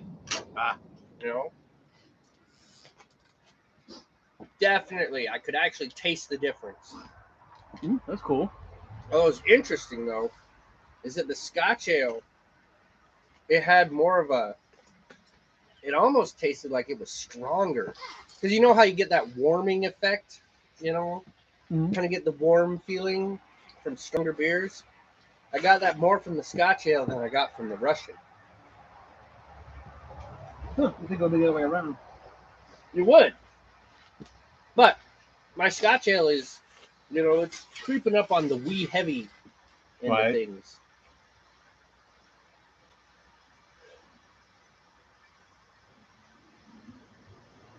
I need to go get my hops here in a little bit. Okay, your hops are in the upstairs fridge. Okay. Right underneath the eggs. Oh.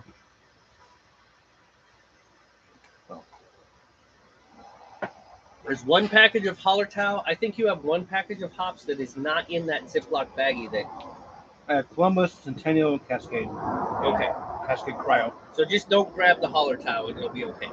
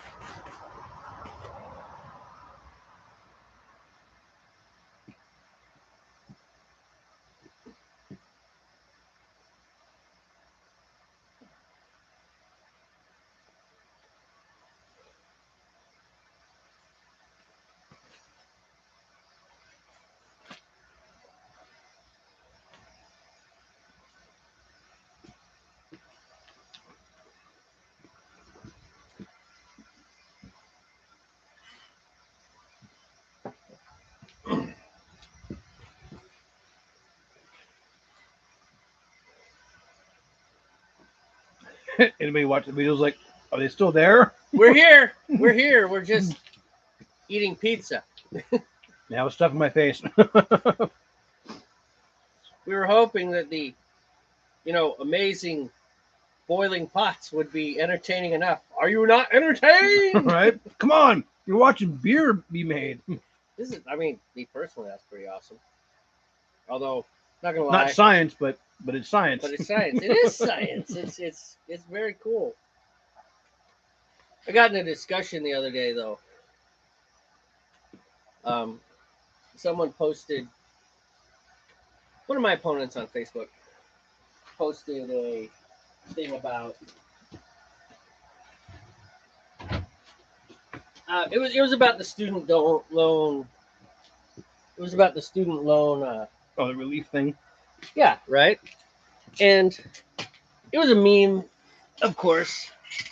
But the interesting thing about it is that it talked about how the meme said, oh, it's so wrong that all these STEM fields, people feel like that's okay, but we should put the same value into the humanities and the arts.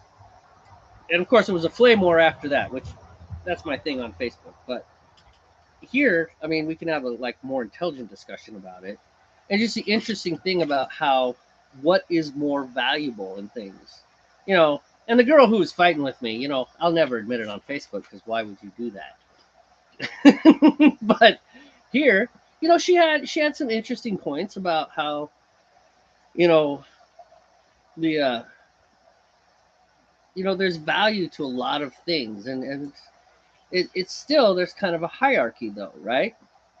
Mm-hmm. So during the recession of 2008, 2009, the Great Recession, what are the things that suffered? It Housing wasn't market. right, but really, what are the things that people chopped out of their budgets? They didn't chop heat out of their budget. Oh, right. They didn't chop food out of their budget. Sirius XM, what's that? Nope, Right. don't need that. The arts, luxuries, music, entertainment, all those things. Those are the things that, you're gone, because it's more important to eat than it is to have Yo-Yo Ma playing amazing cello, right? I just throw Yo-Yo Ma out Gas there and just food are a little more important. Yeah. right, and and that's just a reality thing, and it's problematic because it would be nice if we could say, oh, sure, psychology is just as important as technology.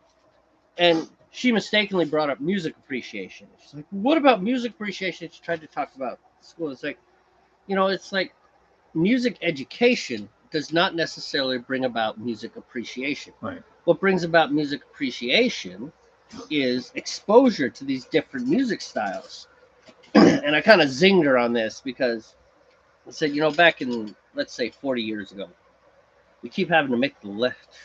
We're old, Steve. We keep having to make the thing bigger, Used to be 5 years ago, you couldn't do this. It's like, no. The internet was around in the 60s, baby. It's like, shoot. So let's call it 40 years ago. In the 90s, though. So 30 years ago, because that's when the internet kind of started to really kick up. Middle 90s is when it blossomed into more of a household thing. Right. The first internet connection, if you want to even call it that, it wasn't even an internet connection. It was a network connection between two computers. It was 1969. So really, it was the 70s where internet connectivity became a reality.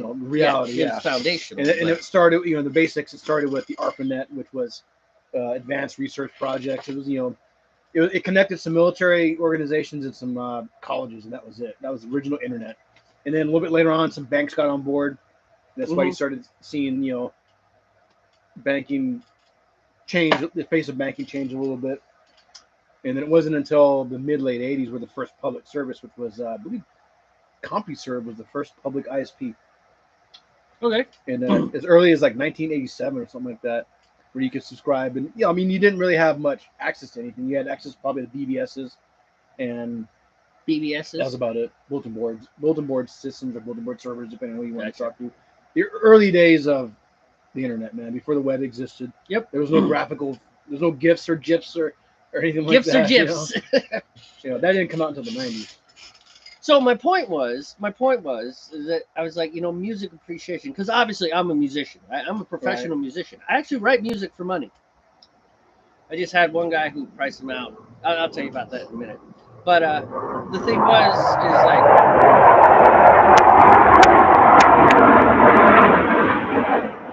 it's Sunday. Night check. Reservist. Yeah. Oh, night check. Night check. Oh, yeah. Yeah, a lot of the fleet squadrons I was in, our night check was Sunday through Thursday. Well, I didn't. Yeah. They were all Sunday through Thursday when I was in. Yeah. In any case, I was like, but, I can listen to right now. I can listen to functional African music, which is so a lot of African music, not all African music, but just like one of the things is that there's a lot of functional music. Like this is a work song, right? And it's a song we sing while we work, while we do whatever task there is. A lot of it was, very rural, third world country type stuff, which I feel like I'm really bagging on Africa, but still, I think Africa still has a lot of that going on. Close enough, dude. Dude, I am awesome. That is like eyeballed perfection right there. Just dumb luck, obviously, but still. It's not, dude. Came out perfect. Because, why do you think I make you pour all the time? Because you're really good at that, getting it even. In any case, African functional music, Cuban rhythmic dance music, right? Cuban things, which have a lot of African influence in them. Or I can listen to, overtone singing, Chinese opera, all these things, right? And my zing was, it's like, and I can listen to all this from the comfort of my bedroom. Why? Because of STEM. You stupid plane, that zinger would have been much more impactful if you hadn't been flying over the top of it. Anyways, that was my zinger. Oh. But the points I was bringing up in my argument with her were, it's like, when it really comes down brass tacks, you got a doctor, so that's medical, right? Medicine, doctor of medicine, right? That's a STEM thing, right? Sure. Science, technology. So you've been stabbed by a guy. You don't want to know why he stabbed you, which is the realm of psychology. She was arguing for psychology and the value of psychology. And I'm not saying psychology to make you think you have mental problems, so you got to constantly.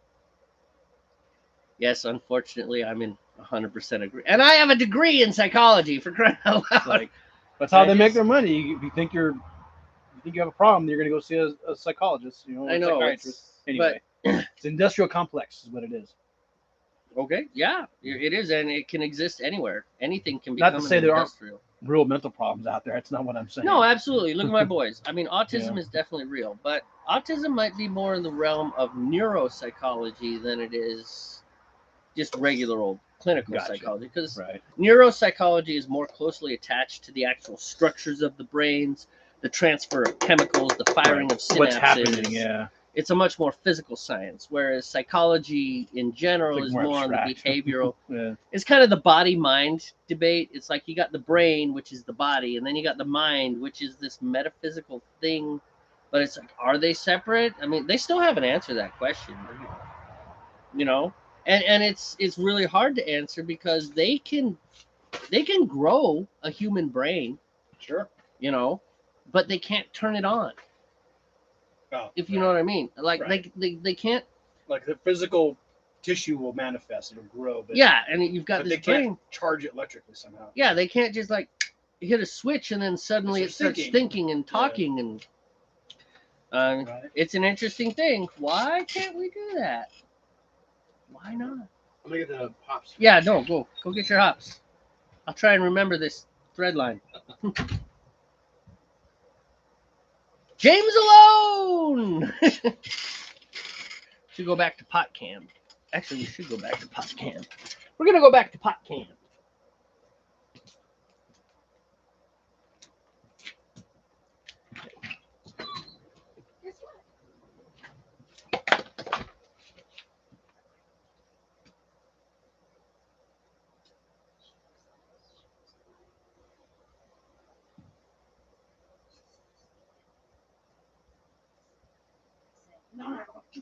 how you love that.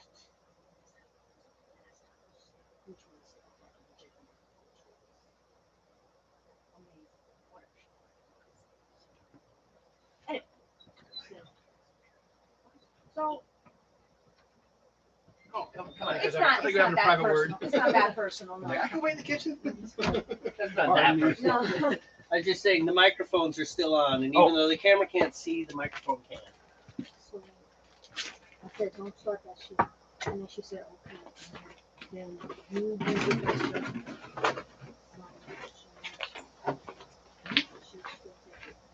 Excellent. We'll talk after the run. Not yet. Love you. Where'd Steve go?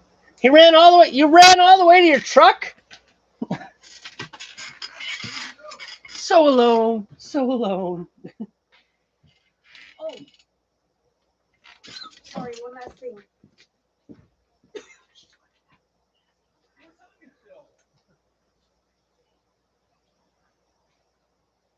Having conversations.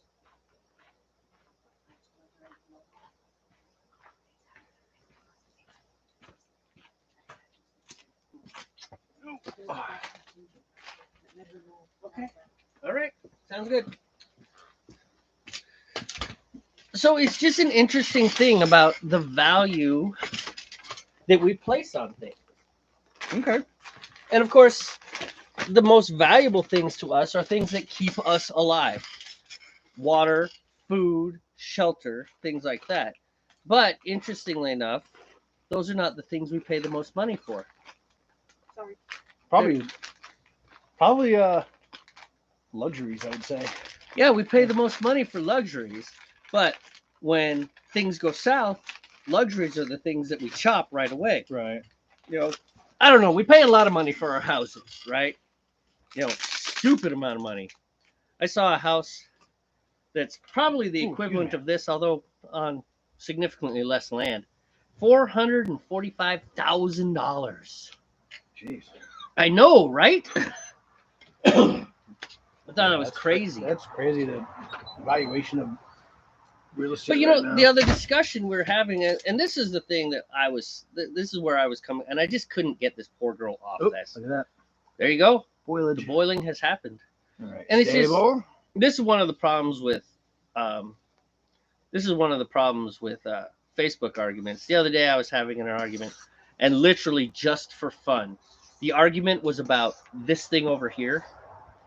And so I said, well, this, that, and the other. And then as an example, I used another very controversial argument as an example to talk about the first argument. Do you think we talked about that first argument for the rest of that flame war? Probably not. Nope. Not even. We didn't even address what the original meme and the original argument was about. We just talked about argument number 2. 50 posts on that thing, just going at it. May I have the kniff, please? Yes, absolutely. And of course, it's evil because I absolutely knew that was going to happen. I could have chosen any example in the book. It's like, I'm going to choose this one and watch this happen. And sure enough, man.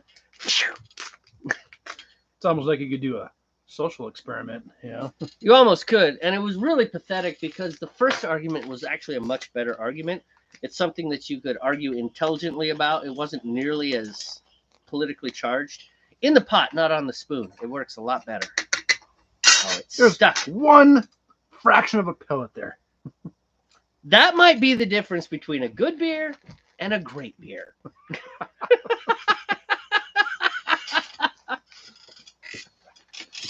But anyways, it was just interesting, you know, because, you know, obviously I have a degree in music composition. Obviously, I personally value music. Sure. But I'm just pragmatic enough to realize it's like, look, when you're spending $150,000 on your degree, it needs to give you money back. It has to. You need an ROI there. Yeah, you need an ROI on it. And this is not like, oh, I think music is worthless. I think psychology is worthless. I think literature is worthless. I just think that the things that they give to us are not as valuable as the people that are impassioned about those fields feel. You know, musicians. You said the key thing you said was impassioned about it. If you're impassioned about something, you're gonna put more value into it than someone who's not passionate about it. You know. Right. Well, sure. Like guys who like the car guys. You know. Yeah. Oh, it only cost me $2,000 for this intake. It's like, you spent what? Can you even drive it yet? Well, no. Really? Right. Okay. You know, that's one of the reasons I'm not a car guy, is because, you know, you spend all this money and you can't drive them after you're done.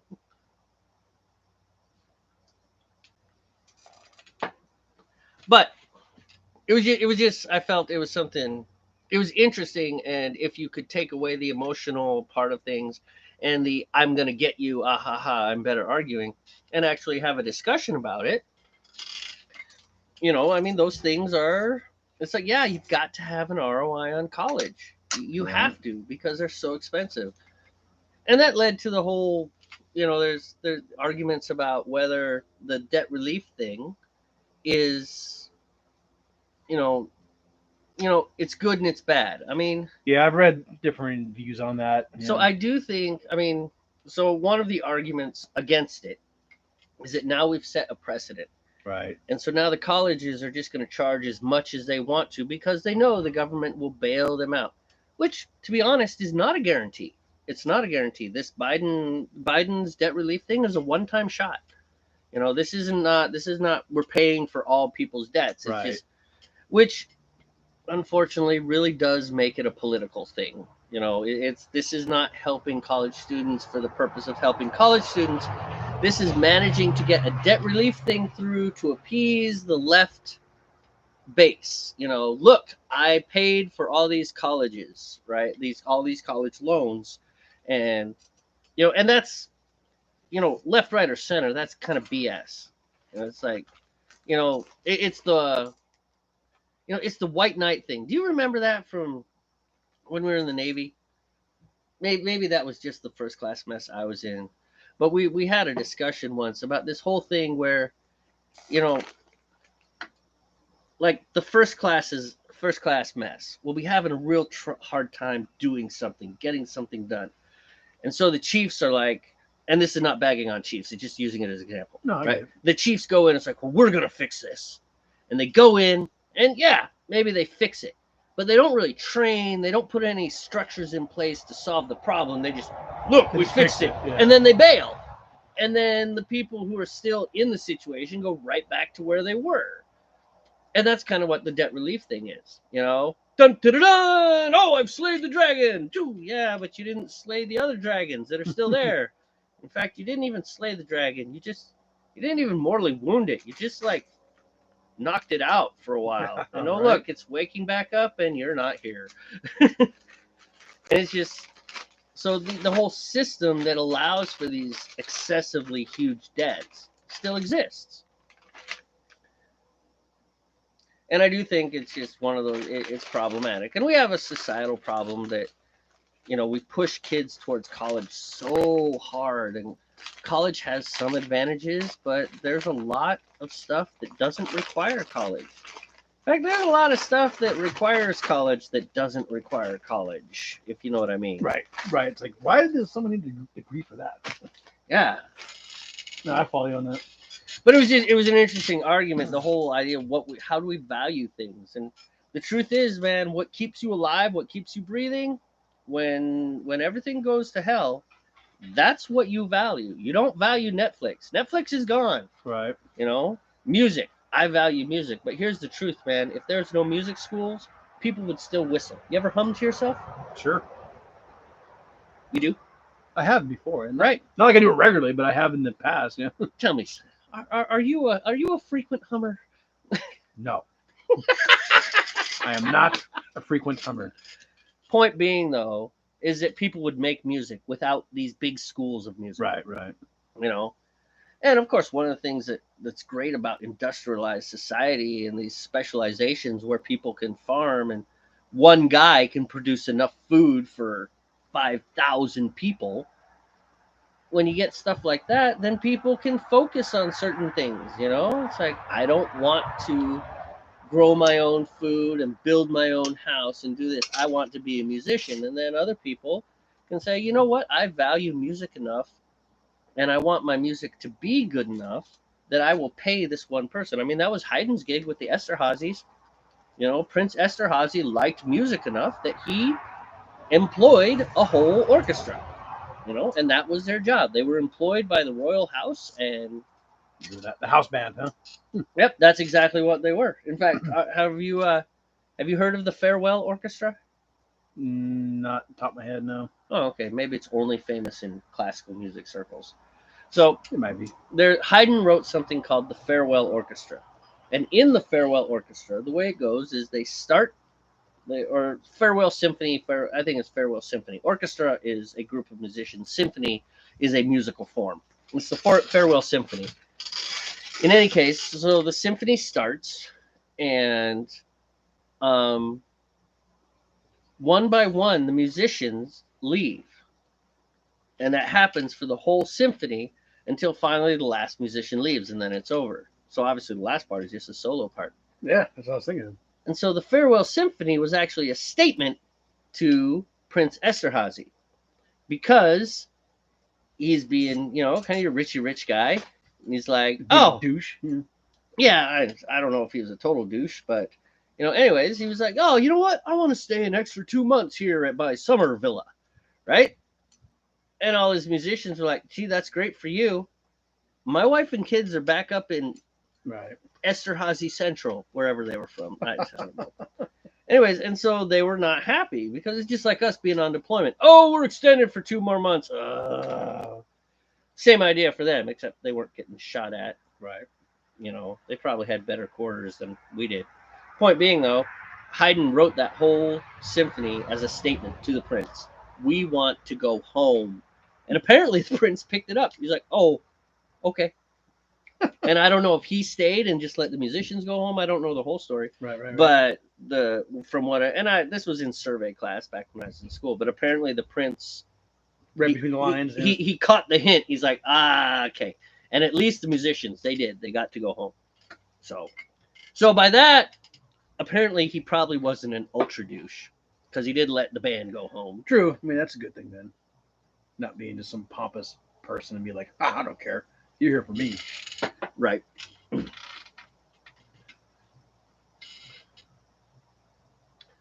$33.01.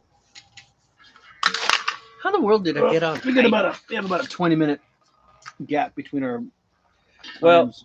What I'm thinking is, in the spirit of the beer comes first, in about 3 minutes, we need to get into rinsing and getting. I mean, yours is yours ready to Mine go? is ready. All you got to do is throw beer in it. I just got to put a funnel on it and throw beer in it. It's already sanitized, rinsed, ready to go. Mm. And I did that on purpose, just for the sake of time, you know. No, I think that's brilliant. To avoid. If I was smart, I would do that with my stuff. So. But I'm not smart, so I don't. You're smart. Thank you. That's Yeah. called fishing for compliments, where you insult yourself and wait for the other person to contradict you. You're like, yeah, you're right. It's like, thanks. oh, jerk. No, I think it's not so much a smart thing; it's a time thing. Because you get home from church and then you're like kind of scrambling to get everything set up. Well, and the thing is, I could do it yesterday. Although I was thinking, man, I got my priorities all out of whack yesterday. Not really. I took Wendy out on a date yesterday. That was fun. We went down to Wicked Teutons and. Oh yeah, I meant to ask where did you guys go? Just went to flights and stuff. Well, we went to Wicked Teutons, and then I was like, well, you want something to eat? So then we went right next door to Esteban's. Oh. It was a good time. But yeah, that is pretty funny that it was irony. I'm like, hey man, we canceled. Yeah, I'm on a date. I'm on a date with my wife. That was irony, true irony. Good. That's ironic. But one of these days we need to go down to Wicked Teutons. How do you feel about doing Drink 'Em All live? I'll do the whole Not thing by anytime soon. myself if you don't want to. I was thinking like maybe next weekend. I was going to do it live. I How do you can't do it feel next about weekend. me doing it live without you? It's your song, man. Yeah, no, but I'm serious. Well, I don't know. You're my buddy, and you are a part of the recorded version, like a critical part. But I would love to do it live. I think it'll go over really well there too. No, probably would. No, play it live, man. It's your right, song. cool. I'm just in there. I'm just helping. I know. Yeah. How do you feel about playing the bass guitar on it? I can't do it next weekend. Oh, what's happening there? Making up for yesterday. That's right. Right back to the irony thing. Okay, never mind. I think I'm gonna go do it. I'm just gonna go do an acoustic guitar version of it, though. It I think it'd be works fun. easy as an acoustic version too. Oh yeah, that's the beauty of my music, folks. Is it's translatable, creative. Right, man. Good thing your buddy brought the other one out because we're almost out of creative juice. Yeah. Trust me, my mind is creative enough. This is just like helpful.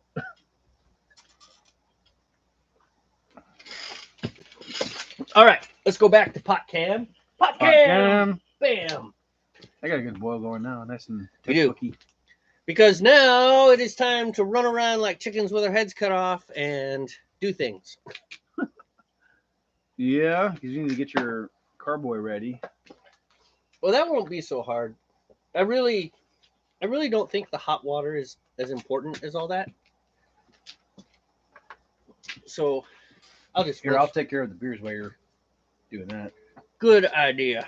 Good idea, man. Good idea. Bloody good show. Or jolly good or whatever. It works. Bloody. So if some of our English friends would watch more often, They're they probably could all like give us face guidance. bombing. They're like, come on, guys. You know, we'd do better if you guys were here correcting us, teaching us. It's true, man. That's okay. Yep, that's a good American pour. Good American pour.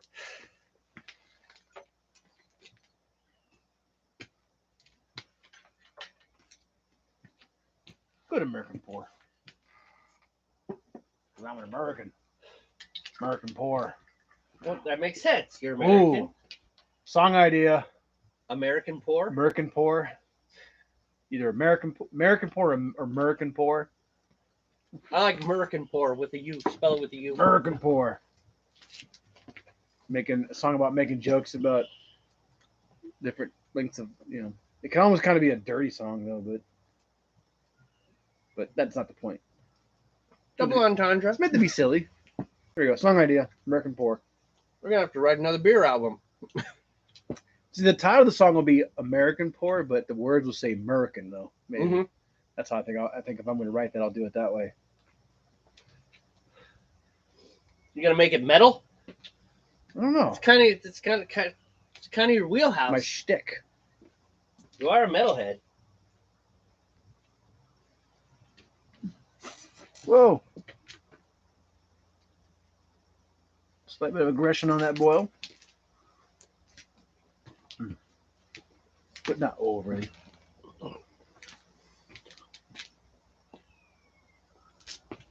Well, some of those boils we've seen, those guys are crazy. It's Right. like that. That's not rolling. That's like a hard boil.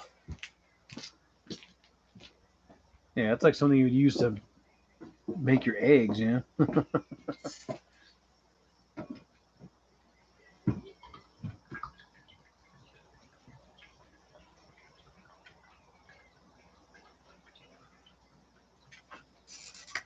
There you go. That's a nice roller.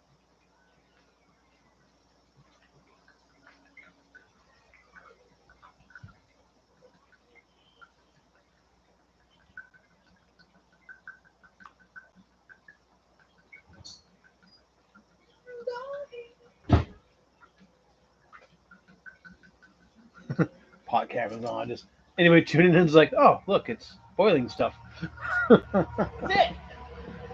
It's kind of there.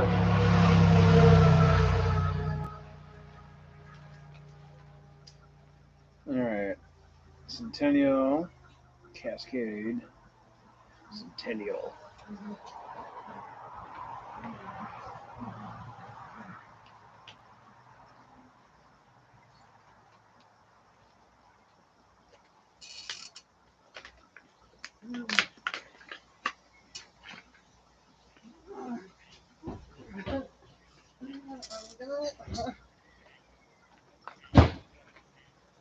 Oh, you know what we should do?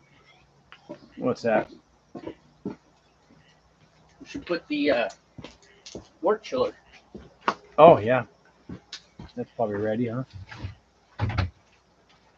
Ready to go in there for a little boily boil. Yeah.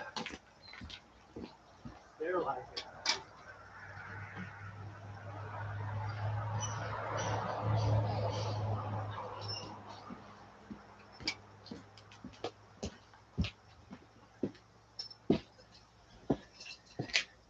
In we go, wort chiller. You can do it. Of course, now my boil's dead.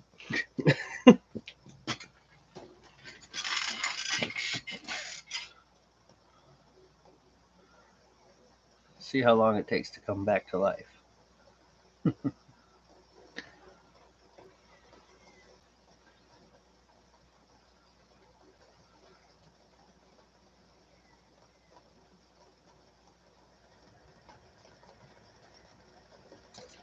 We'll give it a little help. Just a little bit. Oh no! Dripping water all over my tripod.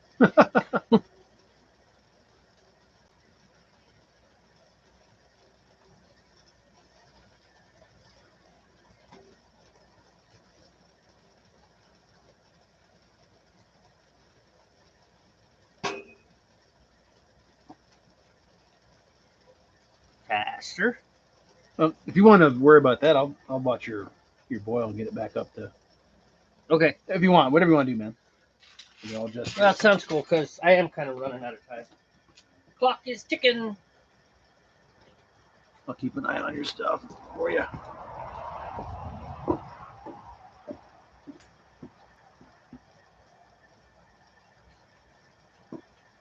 What was left on your time, by the way? 27 minutes. Oh, okay. Over here first. No, it's good. That gets plenty of cushion right there, man. I think that's a good thing. The beer comes first. Broadcast is cool. It's fun.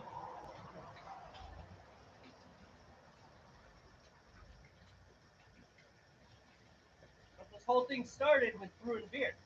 Yeah. That is a true statement.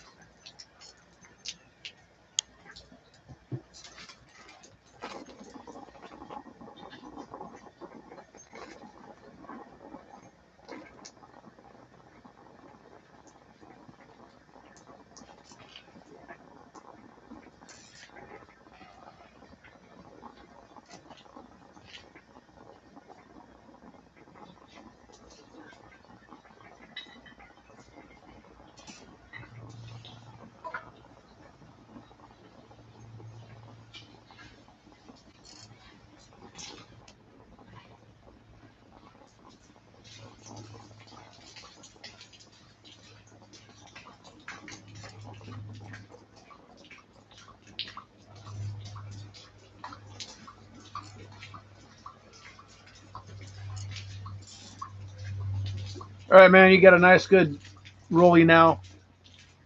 Good roller boil. My last set of hops has to go in at 5. I've still got time. I know that for sure. Yeah. Thank you for doing that. Yeah, you're welcome, man.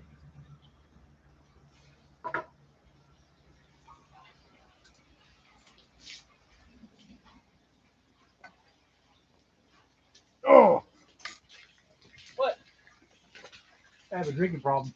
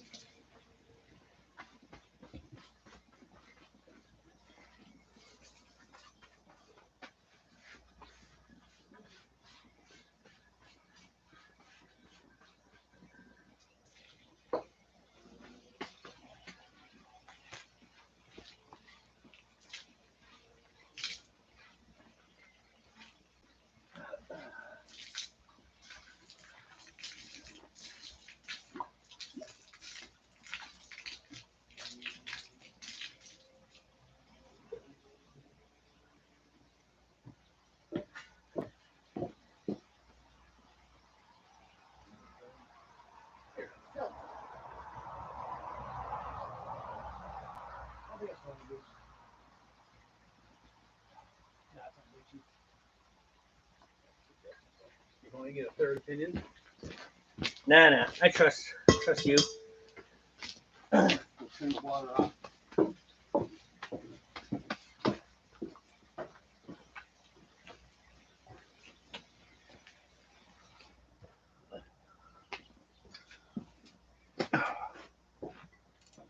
I'm at 38.30 on mine.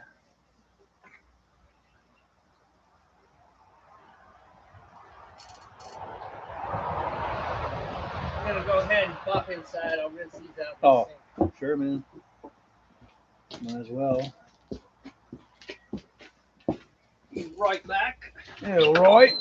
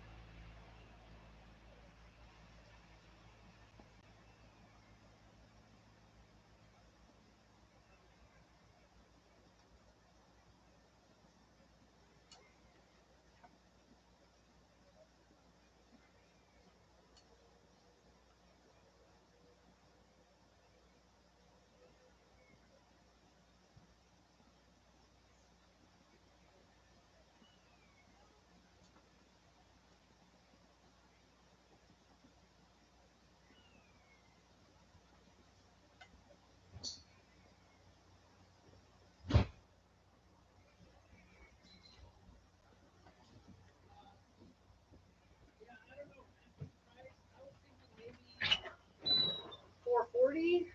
Maybe chop it a bit.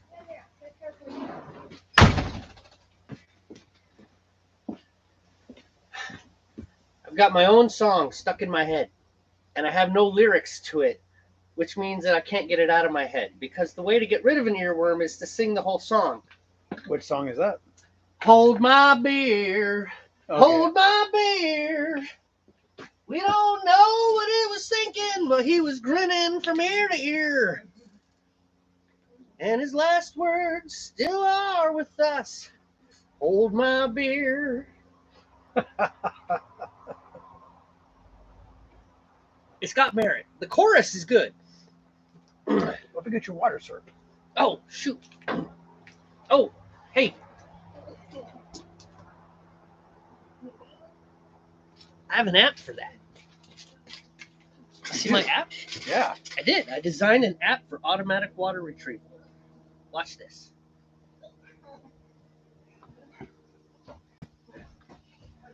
Let's see. Where is it? There it is. Then we just type this in here. That is a texting app. Oh, shush! This is my brilliant app.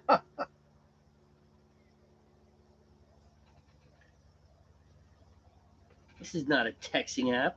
This is a water retrieval app.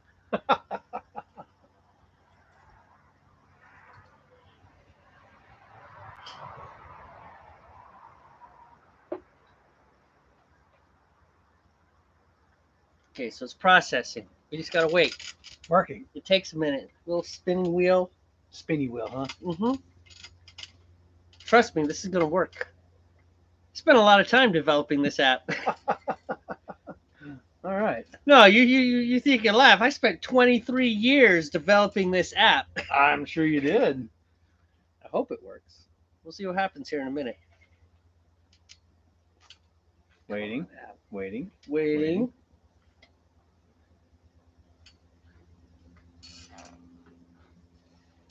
It's a one-way app. It doesn't give feedback. Ah. What do I got? Oh, I got 10 minutes until I need to add the hops. Your other hops. Hopola! I think I'm gonna carry a knife again. And that's I kind of a carry- random thing to say, but you're just asking me about carrying a pocket knife, and I'm like, I used to not for various reasons, but might as well now. There's no point in not carrying one. Yeah, I mean, I didn't carry one in my uniform when I was active No, I didn't do because that, it's like there's too much FOD problem. Yeah, that's probably why I didn't do it. Cause it was a problem. I need to adjust the parameters of the app. I meant all the water, kiddo. all 4 of them. All right. So there are some bugs that I need to work out with my app. That was pretty funny. Some latency on that app. That's yeah, okay, a little though. latency. You're right. The server had to spool up. Right? We got it on the Heroku servers on the free side of things. Oh, which yeah, they're gone. By the way, They're gone. yeah, Heroku is no longer doing that stuff, so I will not be using Heroku anymore for any of my little. That would mean that my app doesn't work anymore, wouldn't it? Possible, yeah. I gotta look into that and see what's going on. So I know where we'll move your backend to if we need to do it. And where would that be? Linode. Oh, you said that, if you were to ever move, that's where you'd like to go. So it's more of a reason for me to move than ever now. Right. I don't think Linode has free Linode, depending on how you want to, Thank you, Tim Mateo. That's perfect. I don't know man. if they have a free tier, but they have a very inexpensive tier, like $5 a month kind of thing, Yep. Just put them right there, kid. And Thank for you. that little free No problem. endpoint back end that you have, that will be easy peasy, man. For me, to switch over. I was wondering, how hard would it be for you to code it so that I can put decimal points in the price? Because right now I can't do it for $4.50. It freaks out. I don't know what it does, but it won't accept $4.50. I have to move up to a full $5. That's weird. I tried it and it didn't like it. Okay, I'll have to dig up the code and see what's going on because it shouldn't matter. Because it's all written in JavaScript, and JavaScript doesn't differentiate between really an integer and a floating point number. They're all type number, Gotcha. So it should be fine with accepting a half, 0.5. Ugh. It just may not look at it. It might display it as 4.5 and not 4.50 because you just got to set the precision, Gotcha. See, folks, you didn't know that you would be talking about beer, real estate, socioeconomic philosophy, and code all in one, and music all in one broadcast, did you? You were not prepared for this. Yeah, I'll have to look and see what's going on then. 'Cause I don't know if they're grandfathering people or if it's like ixnay on the free accounts that they're gone now kind of thing. So I'm going to log into it and see what's going on. I might as well just move it anyway, Start up a Linode account. But you were mentioning that you kind of like the Linode type deal, Linode. Yeah, I was thinking about using it anyway. It's probably Linode because it's Linux, right? Yeah. It's got a Linux thing going on. But yeah, they were like the original cloud provider before cloud provider was even a thing, before it was even a term. They were one of the first, or not the first, just like online data center in a sense that it was ran on virtual machines, Mm-hmm. as opposed to the old like racks and racks of blade servers and stuff that used to be the old days. That's kind of what differentiated the old internet from when the cloud computing world came in. Cloud computing is typically associated with virtualization, virtualized servers in mass, Right. Mm-hmm. 1968. But anywho, yeah, so I'll probably move it over to other service, Linode. and go from there as far as like where to host your back end, because I still don't know what to do to get to work on your provider, man. Bluehost. You know, I should have bailed on Bluehost when I had a chance, but Yeah, I'd say when this next year is up, man, you should really consider bailing. I agree. Yeah. And then That doesn't mean they can't still be your register for your domain names. You're just not going to use their hosting. You know what I mean? They can still be Yeah. your register. All you Well- gotta do is just point it to wherever your new host is going to be. You know? I mean, you had a really good point when you mentioned out that their supporting documentation was 10 years old. Yeah. It's, Remember, you went to look something up and it was like last updated almost a decade ago. yeah, it's like that's not a good sign, man. That means they're not really keeping up with what's going on today. Well, they're kind of WordPressy too. Yeah, I know. I've noticed that they were very WordPress friendly. Which there's nothing necessarily wrong with that. You know, that's WordPress was just a really easy way to get your stuff online. You know, which is fine. I get it. Right. But WordPress is WordPress. It's its own little ecosystem. You know.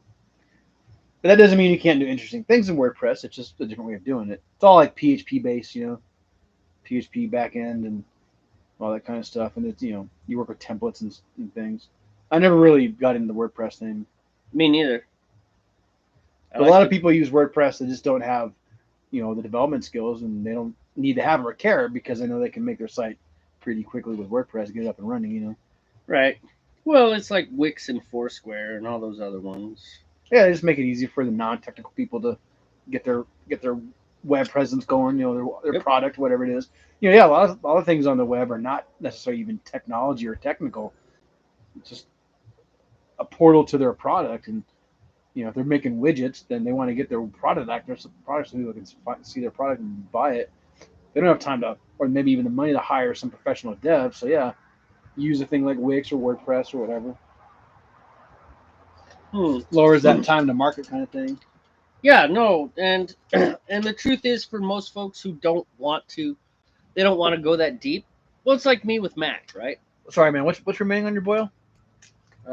Probably about 7 minutes. I was just looking up the Y yeast. So Here, you want one of these?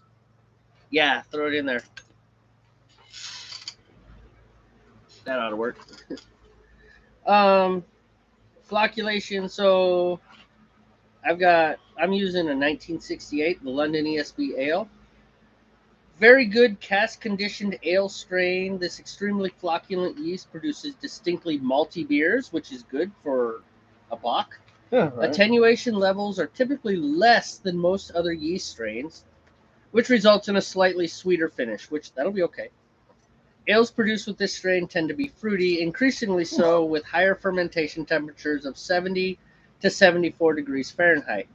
A thorough diacetyl rest is recommended after fermentation is complete. Bright beers are easily achieved within days without any filtration. Okay, that sounds good. It's odd. Its temperature range is listed as 64 to 72, and they're saying you can ferment at 70 to 74. All right. Ooh, excuse me. That's actually pretty warm. I'm going to put this one at 68 degrees. I'm going to go adjust the temperature down on the thingamajig. Who's the what's it? Wow, that's awful. Yeah, that got excited, didn't it? It did. Mine did too. Mine kind of jumped in aggression. Right after you added the whirly flock? I didn't put where the flock on mine yet. It's too soon. Oh. It's not ready. So it's just like the ambient temperature all around us? Maybe. I don't know. Mine seemed to get a little more aggressive, but I'm going to leave it where it is. Maybe the barometric pressure just nosedived. And that got exciting. There you go. Maybe that'll even yours out a little bit. I got 1 minute and 25 seconds left. All I need right. to go get my hops. Go get your hops.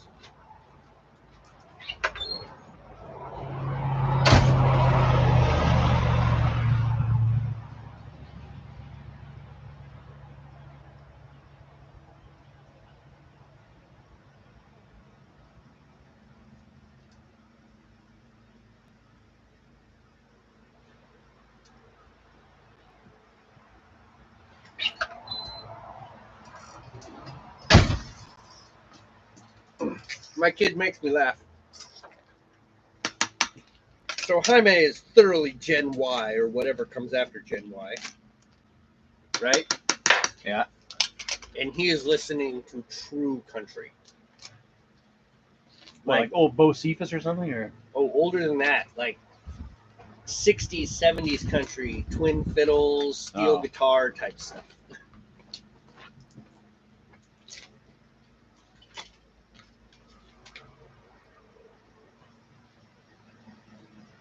no. And now it's dead. Weird. I think it was a breeze picked up. Yep, the breeze. Well, that's absolutely So it's killing our BTUs. It's taking our BTUs with it. Return of pot cam. So I got 5 minutes. All right, I'm at 24 still in mine. Good. So we got. I think we're doing well. Yeah, we're doing okay.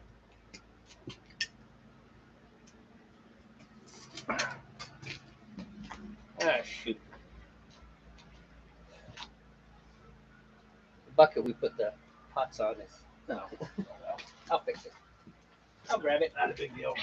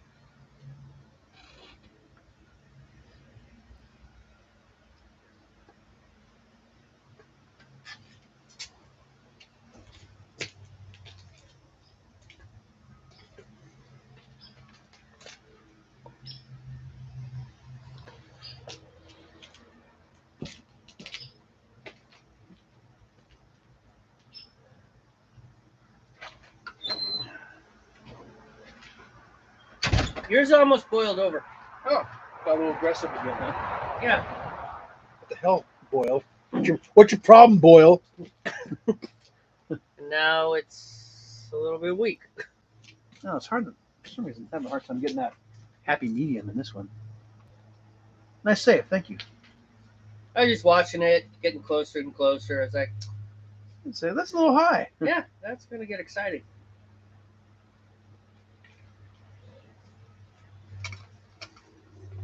Yeah, now we're aggressive again.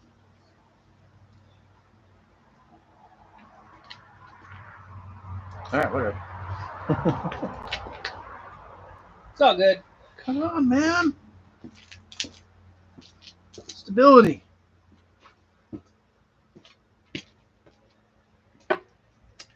Your camera inverts the image.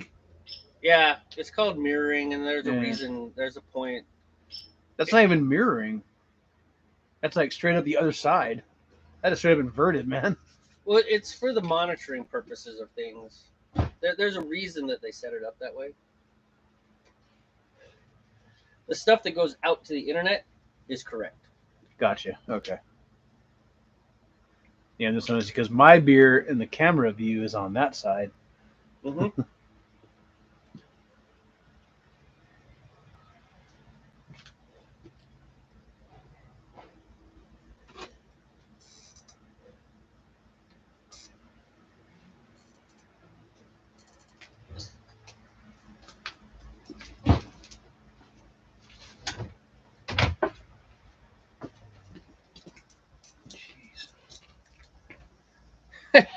Too cold, too hot, too cold, too hot, right? too cold, too hot.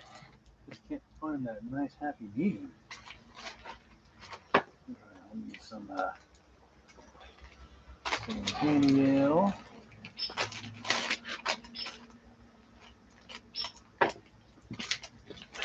Here in a couple of minutes. It's time for these little yeasties to go take a bath in the sterilization chamber. Oh yeah.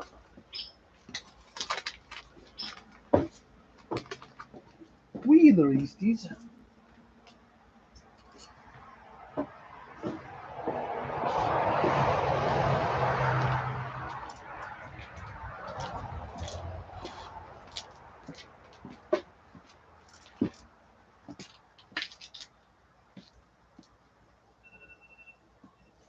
It's That's it. time.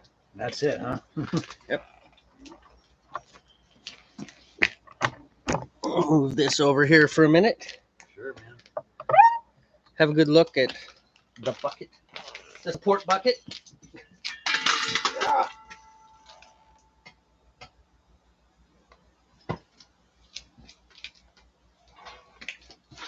Bucket O support.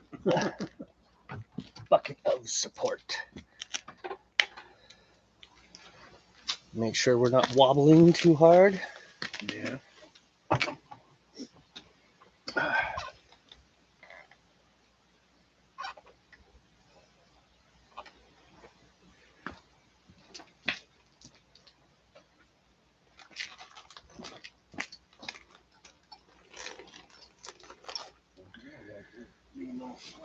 Come here. Damn you. Sitting at a cool 220 plus degrees. Yeah, so you need some water then. Working on it. Working on it.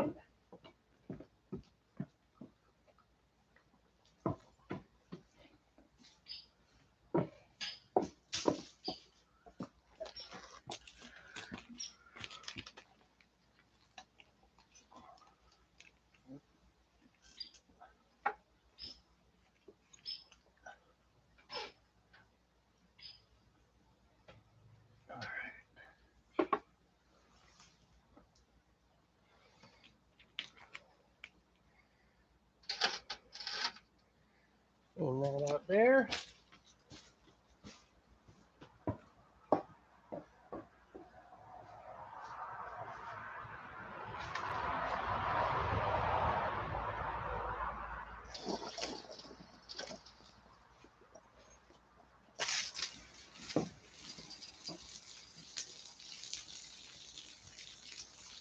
All right.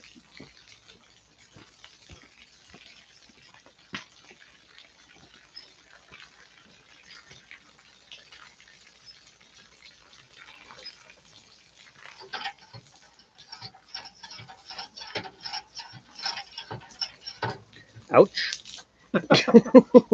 Yeah, it does get a little warm.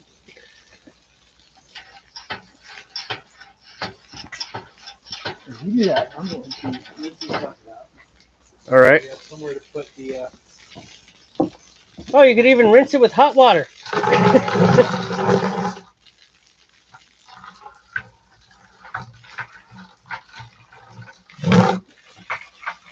Sometimes like a dirty bucket. It's just sit on the shelf.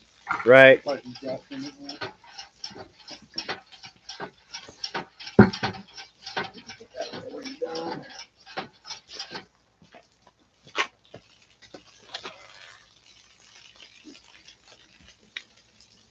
Un minuto.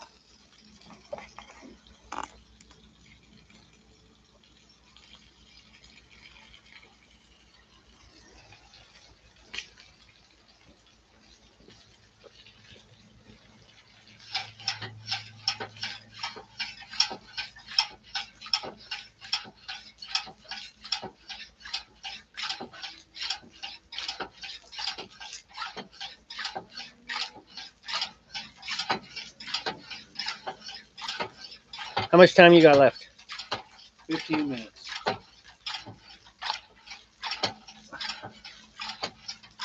Should be plenty of time.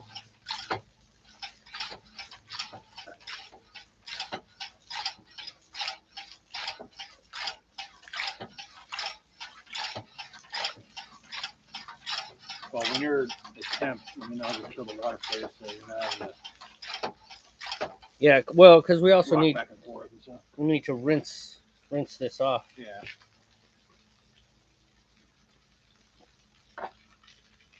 We're below 120.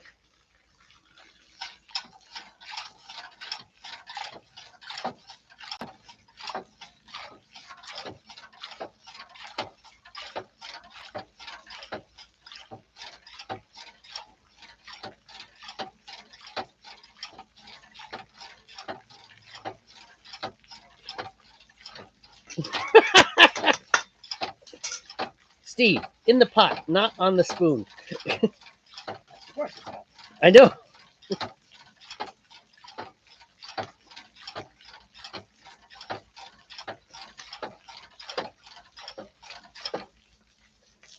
Man, I remember when we used to do this in the ice bath in the sink. 100 was good. We're like, that's enough. We're to 100. Now, man, we crawl down to 80 so quick.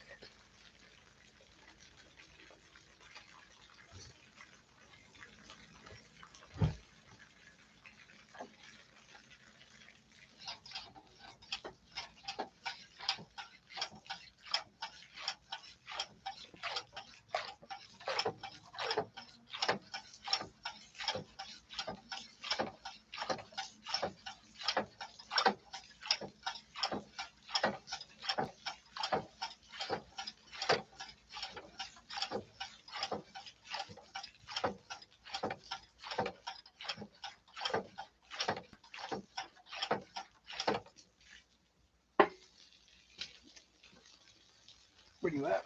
80. I would call that temp. Go ahead, kill it.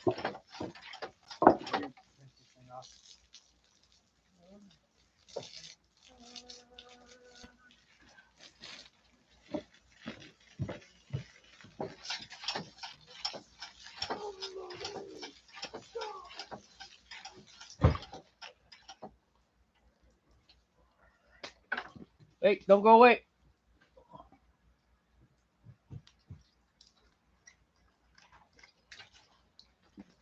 Turn it back on. You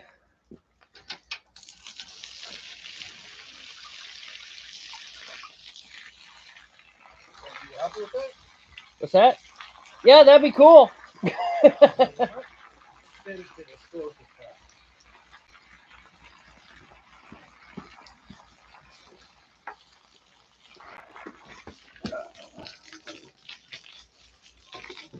Cool. You do that.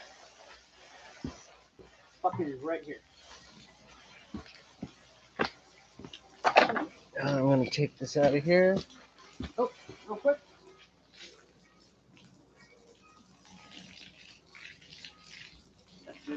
Sure.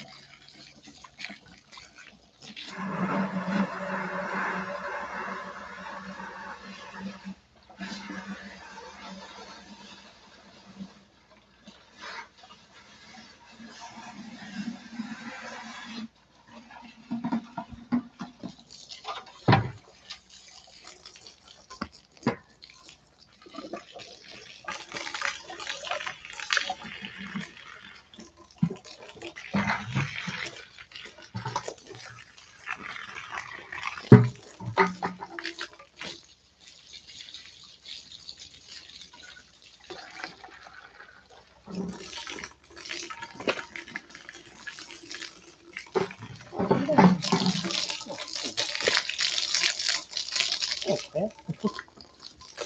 Need to shut the water off. Yes, much. Can we just leave it on for that? No, that's just gonna tons of water. Let's just go ahead and kill the water. You know what I should get? It's this thing called a nozzle. I heard about it. You put it on the end of the hose and you just let go of the handle. I'm telling you, man, technology is insane. The things they have these days.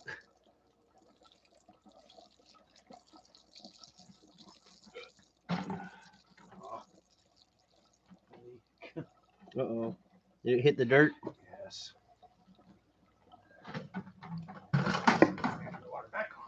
I have an app for that. I gotta watch the clock too, because I gotta put my next hops in.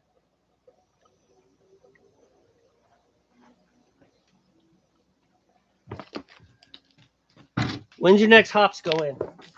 With the 5 minute remaining. Okay, you have 8:51 right now. Then I'll be okay.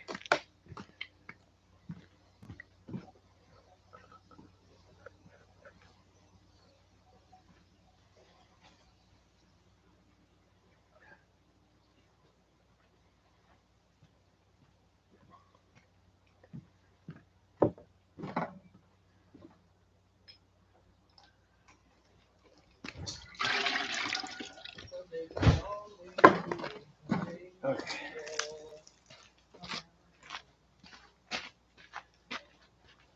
Yeah, I've got hops at 5 minute and the 0. Ooh, 0. Yeah. Well, I guess it is an IPA, isn't it? It is technically an IPA, yeah. You know, I gotta tell you, It's just dark. I'm not a big fan of dry hopping.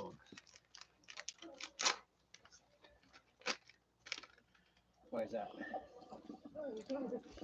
Because of the beer I could chew with the last 4 glasses of beer from that ambrosia. Guess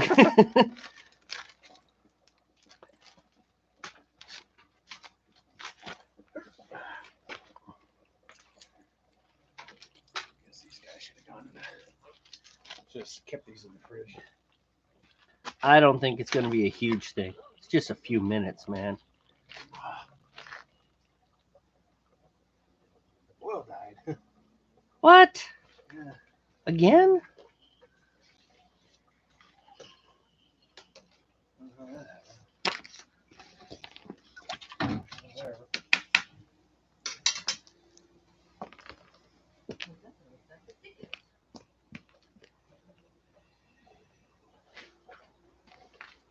Son of a bitch.